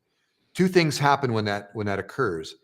A signal goes out, says, I don't need any more serotonin. I've got enough, because you're tricking the brain into thinking that it's got enough serotonin right there. Okay, that's part one. Part two is those neuron pumps begin to harden. The calcium ion cloud creates a potassium formation, which is hard. It's a mineral. And it basically hardens those neuron pumps, or it reduces the effectiveness of the neuron pumps. Hence the reason that your mom has to go back every 2 to 6 weeks to get a higher dose until eventually they go, well, that's not working for you. We got to replace it with another med. Yep. Right. With another method of action. Yeah, it was like, if my memory serves me correct, it was switching back and forth between benzos and SSRIs, different types of SSRIs, different types of benzos. And it was just, and then just like you mentioned, don't, I'm not a doctor. Don't just like stop your meds. She did try to cold turkey, and boy, that made it way, way worse for a period of time. Yes. And then thank God she found Dr. Kelly Brogan, and the rest is history. So, love Kelly Brogan. That's so good. Yeah. So good. Yeah. Kelly's become a great family friend. She's awesome. And okay, sorry to distract from the point. The other one, this is the one, the brain flow for me has been the best one. So can you talk about that for a little bit? Don't you love? I mean, it's a cool one. It's a cool product. I made Brain Flow because I needed especially for people that are trying to achieve a raised level that is non-intrusive to their thinking patterns or other things they're trying to do, and yet increases the level of performance that they have without them feel edgy, without them bombastically bursting through doors. While at the same time getting that combination of you want to have an emotional connection with people while also having this cognitive performance level. Oftentimes, when we get into high cognitive level of performance, we become a steamroller, and we basically lose our push down our emotional connection, right? So the heart suddenly gets restricted while the brain is active. And we'll see that and this is not by the way, it's not a diss on anyone. I'm certainly on the spectrum, is when you meet somebody that maybe is autistic, and they just are a steamroller, they just barrel through because they don't have that connection. That piece of the brain isn't operating at that level. And one of the cool attributes of this, which I love, when I was designing this, I realized that there was a compound called Solastris paniculatus that I've been working with. See, it's hard for me to do this because Mr. Robot hasn't given me a high focus camera for close, but essentially it's oil wrapped around a capsule, a powder capsule, which is highly concentrated. And the oils, one of its primary components is a thing called Solastris paniculatus. And Solastris paniculatus is both a nootropic that's brain enhancing nutrient that comes from a thing called the intellect tree, or the Solastris paniculatus, which is a really beautiful little berry or seed pod that the oils of that are super nootropic. They increase acetylcholine levels while also increasing serotonin and increasing oxygen to the brain. And so you get your thinking capacity is increased, your feeling is increased, your ability to feel, and you don't know, it's not intrusive. If you take coffee with it, you're not going to be overjacked. If you don't do coffee with it, you're going to feel a raised sense of clarity, but you're not going to feel like you're buzzy. And it's great. And a cool thing is it also mixes with just about anything. So you can say, okay, cool, I've got this effect. Now I'm going to take some Nectar X or something else, and I'm going to get this increased effect. So that's what that, and it's one of, by the way, I've got another performance level or flavor of that coming out this fall. So awesome. I can't wait to get some of those to you. And so then my second favorite, sorry, I just to interrupt one more time, is Zamner juice. This stuff I love. So can you talk to me about Zamner juice a little bit? Yeah. So the GABA receptors in the brain are the chill receptors. And I had a client who about, I think 5 or 6, 7 years ago, who said, and she owned medical clinics in the Portland metropolitan area. And I was in Vancouver, Washington, where she lived, and she had 2 clinics there, and I think 5 or 7 in Portland, Beaverton, and all those areas out there in the Portland area. Portland is like Silicon Valley now when you're trying to drive, or like downtown Austin, where you have to time it just perfectly to get through traffic in any kind of reasonable time. Yep, 100%. So yeah, LA is the same problem, big time, right? On the 405, if you don't get the diamond lane at the right time, if you get the diamond lane at the wrong time, you're just as bad as everybody else. Yep. So what she said is, I'm about to take a driver or a trucker, pull him out of his cab, beat the shit out of him, and then take his truck and mow through the cars because I'm getting road rage from sitting there. And so her name was Lynn, great lady. And so she basically cornered me and said, I know you know how to do this stuff. Make me something that will rock this. So I needed to create something that was super fast acting, that was fairly low dose. You wouldn't have to drink, a gallon of it to get effect, and wouldn't last. It wouldn't take over your day, but it would take over a few hours so that you could get this effect. And it could be combined with just about anything you wanted and not have a negative interaction. Mm-hmm. So Zamner juice is a GABAergic, meaning GABA receptor enhancer, that basically increases GABA levels in the brain, which basically brings out your chill level or your Zen level. And it acts almost instantaneous because it's sublingual. You spray it under the tongue.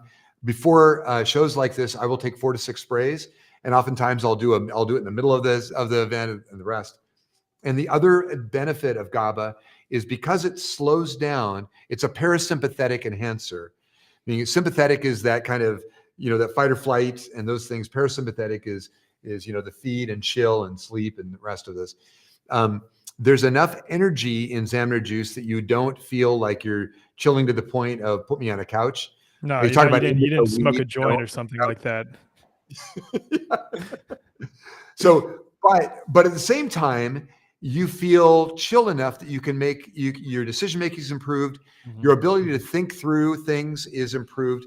And if you're in a high anxiety environment, it gets rid of that edge so that you can operate without operating out of fear, out of, again, fight or flight and those things. So, and again, it's one of my phases as well, because I have a very intrinsically high energy when I'm in environments that invite it. And so it keeps me from running over people involuntarily. And sound like me. Right? You get, if I'm excited about something, I'm excited about it, man. Yeah. So that's great. So that led to speaking of which, that led to a thing called Apex. So as I was developing brain flow, and I really started diving deep into what we call super Solastris, which is our compound that is Solastris compounded with other elements that improve the nature of it and also angle the nature of that certain neurochemical precursor in a certain direction to affect different sets of neurochemicals at different levels. Keep in mind that you don't want to jack one neurochemical so hard that it so overshadows the others that you lose control, essentially. What you want to do is you want to bring them up like you're bringing up an orchestra, like a band. You don't want so much cowbell, right? That you don't have the drummers hidden and the guitarist can't play, and you've got Will Ferrell and his hairy stomach overlooking you as you're trying to get that. One of the best So, SNL skits of all time, by the way. When absolutely. SNL was actually good back in the day. Yeah. Right. Yeah. Yeah. The recent ones are a real disappointment. They're going through that same problem they do about every 7 years. Yep, They're like the exactly. real estate market, man. They, they peak and They're then in they their crash fail phase. bad. Yeah, they're in their crash phase right It's now. 2008. It's SNL right now. It might be it might be the 1920s at SNL right now. Oh my God. Yeah. So Apex was one of the things that I'm really passionate about is cellular restoration, respiration, right? Those two. If I can get your cells to the cellular membrane to restore, you're going to get a much increased performance increase because you're not fighting whether it's inflammation or cellular death, right? Zombie cells and other things that you're trying to fight. And if we increase your cellular respiration, then levels of ATP, adenosine triphosphate, which are the byproduct of mitochondria. And by the way, a little insider, a lot of people know that cells have mitochondria in them. What most people don't realize is there's not one mitochondria per cell.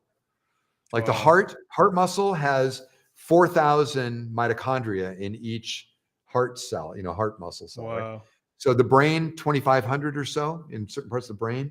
And then, your muscles are going to have different levels. And adipose tissue, right? You got white fat has none, brown fat has a lot. Beige fat is that transition of white fat to brown fat. So the more mitochondria you have activated, and the better the quality of the mitochondrial membrane activation. And in other words, your transport in and out of the mitochondria. So in would be your fats, fatty acids, long chain, short chain fatty acids. And the output is going to be carbon dioxide and ATP, adenosine triphosphate. And those factors are going to give you natural energy. Apex was created to restore cells while increasing the level of ATP out of your mitochondria so that you get an energy level increase without getting wired. But what you do get is this incredible level of clarity for 12, sometimes 14 or 16 hours. And the cool thing is you can sleep on it. It doesn't keep you up like a caffeinated beverage might or capsule, but it doesn't intrude in your sleep cycle, right? But it also allows you, if you need to push through some things, take an Apex early in the day and it'll be your partner until late at night. And I use it. I do a lot of my creative brainstorming and those things happen on got a blackboard over here and 3 whiteboards over here. And it happens when there's no noise from the day. There's no distractions. I've got George Winston on piano playing in the background, or I've got Michael Hedges on guitar, or I'm playing a Hans Zimmer soundtrack. And then, right? I'm gonna put when the reels come out for this episode. I'm gonna put some Hans Zimmer. His soundtrack for Interstellar was one of my favorite of all time. It is absolutely. In fact, I walked through the whole thing with it. Yeah. But what that does for me, and that's that's also getting into one of those states of operating, is I get into that really highly productive, highly effective brain state, and I'll just start writing on a whiteboard, and just the flow of ideas and thoughts and process and insights and things I didn't remember. Like, holy shit, I remember that neurochemical process that I'd forgotten a decade ago suddenly comes flowing into this thing, and my formulation and my ability to co-create with the universe is radically enhanced. And what comes out of it might be the outcome might be 2, 3, 4, 5, 6 different formula process, things that I want to do, and an extraction technology and a robot arm synthesize piece and a capsule design that might be cool. All of that just flows in. And who am I to be the one to block that by not having the energy to execute on that? That's, again, natural ATP and inspired energy. So that's where Apex comes in. And that leads to, obviously we know Xamarin Juice, we went through that, but that leads to Power Solution. So Power Solution, there's a gamer that I met when I was living in Phoenix, Oregon, which is about as hot as Phoenix, Arizona. It's high desert in Oregon, just outside of California, Northern California. And very cool gamer was talking about how to, I need something for gaming, but I need to have very specific characteristics. And he's a Twitch player. He had a couple million followers. And so we started working and making this stuff and said, holy shit, if we could do a formula that would be that would have some relationship to our Nectar X, but be focused on the gaming type of the sets of neurochemicals that help gamers, which is again a lot of dopamine because you're doing a lot of reward and you need a lot of motivation and those things. You need your fast twitch muscles, your memory and everything to be working very fast. And if you're on Twitch, you also need to be kind of verbose. So you want to have that lateral thinking stuff so you can pull the joke that you read one day. This is really specific. Yeah. It is, Slam. And so that's how Power Solution came about. So a lot of our athletes use that. And of course, our gamers really use that. It's really great. And what's really fun with that is, let's say you're going into a high intensity meeting with your team and you need to be a badass. You need to be the alpha in the room, but you also need to be quick thinking so that, again, you don't step all over your dick trying to make the right comment that's going to elevate your people, not trash them. It's a great thing for that. Plus, the other thing for me, which is really important, is my recovery of being able to work with my people. And if I say something wrong, my ability to go, hey, I'm an idiot. I just said something really stupid. I apologize, or I hope we can move forward, or to be able to quickly find light in it and turn it into something fun. Those things happen much more organically than they would otherwise. So that's the stuff, brother. That's the stuff. Thank you for that share. Yeah, your products are awesome, and what I love is that it's not about creating a dependence or just a switcheroo between something that's harmful for another thing that's really just causing harm. This is helping to optimize really brain health in a way. I'm using switcheroo now. I'm going to use switcheroo all the time. I'll give you credit for it. I'll put your old trademark on it. Circle. Alex said switcheroo. Yeah. Yeah, exactly. So that's the other thing is that having, being able to go into a state is one thing. We all know about task switching and what a high cost that can have on our cognitive performance.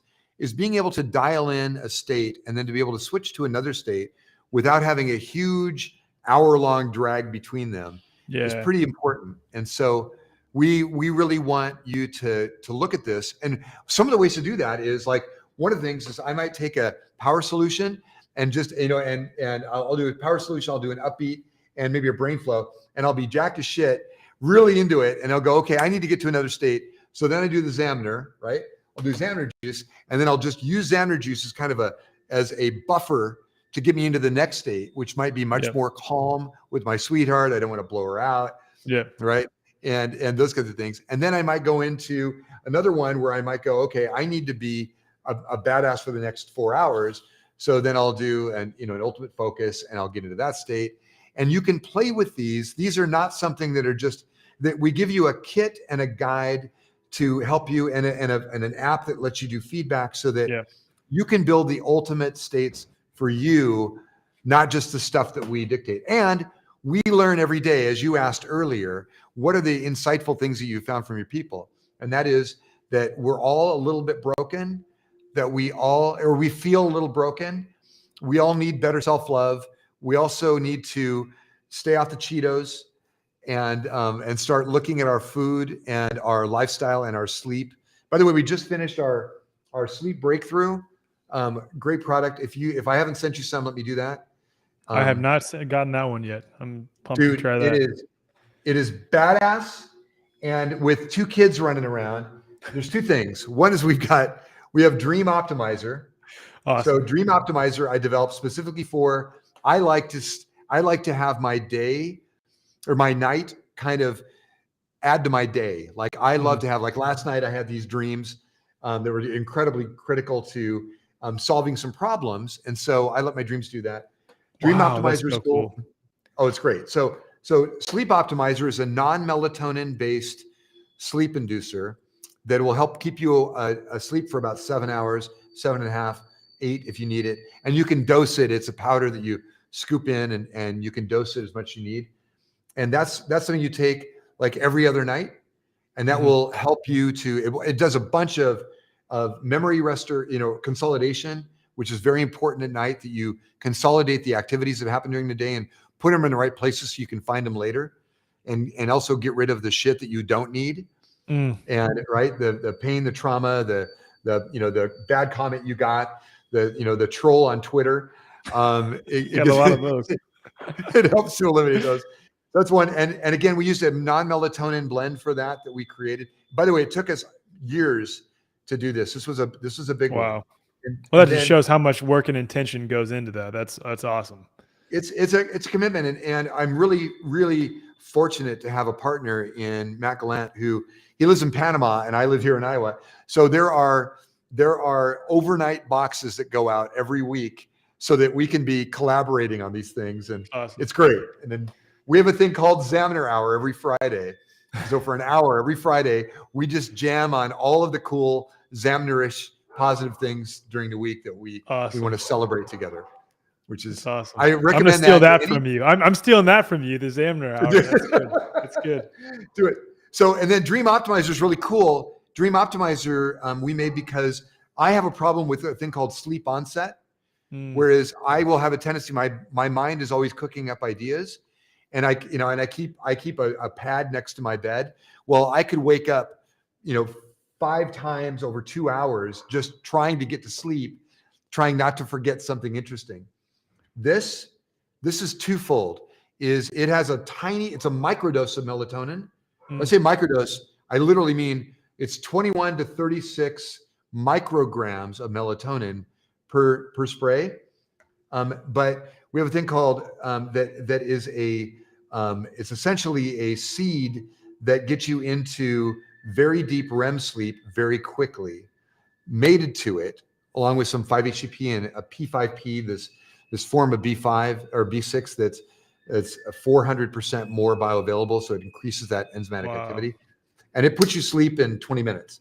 Wow! And it's another way to use it is if you're flying across time zones, and you're already kind of fatigued, or it's late in the afternoon or whatever. Just take 4 or 5 sprays as you get on the plane. It'll knock you out. You'll wake up 3.5 to 4 hours later, and you'll be crisp, ready to go. You wake up at 3 o'clock in the morning or 2 o'clock in the morning because your 1-year-old climbed into bed and decided that you were going to be the kicking machine every night. Yeah, you know that one. This is great for you. Take 4 or 5 sprays at 3 in the morning. You'll wake up at 7 crisp, and you won't have the fatigue, but you will fall asleep, and you'll get the advantage of that really deep restorative sleep that you need, that makes your aura ring happy and gets you really where you need to be. So awesome. That's the stuff, brother. That's the good stuff. That's the goods. Mark, thank you so much for joining me. This was just a fun episode. This is great, just to riff on a bunch of different stuff. Ditto, brother. Yeah. Also, I gotta tell you, I am more than excited to see, building organizations, building startups. It's the deepest part of me is making cool shit, making cool products, and building startups that make that product come to life. And when I see you doing this, the way forward, it delights my soul to know that you're on purpose, you're in purpose, and you're doing it. And it's crazy fun for me. And I thank you so much for including me in your journey. Thank you so much for being here, brother. This was awesome. This is such a fun conversation. And yeah, for those who are interested and are listening, please go to nootopia.com/the way forward. And again, forward is spelled FWRD. It'll also be in the show notes. And then use code the way forward 10 for 10% off at checkout. Thanks for joining me, Mark. Thank you so much, Alec. Rock on, brother.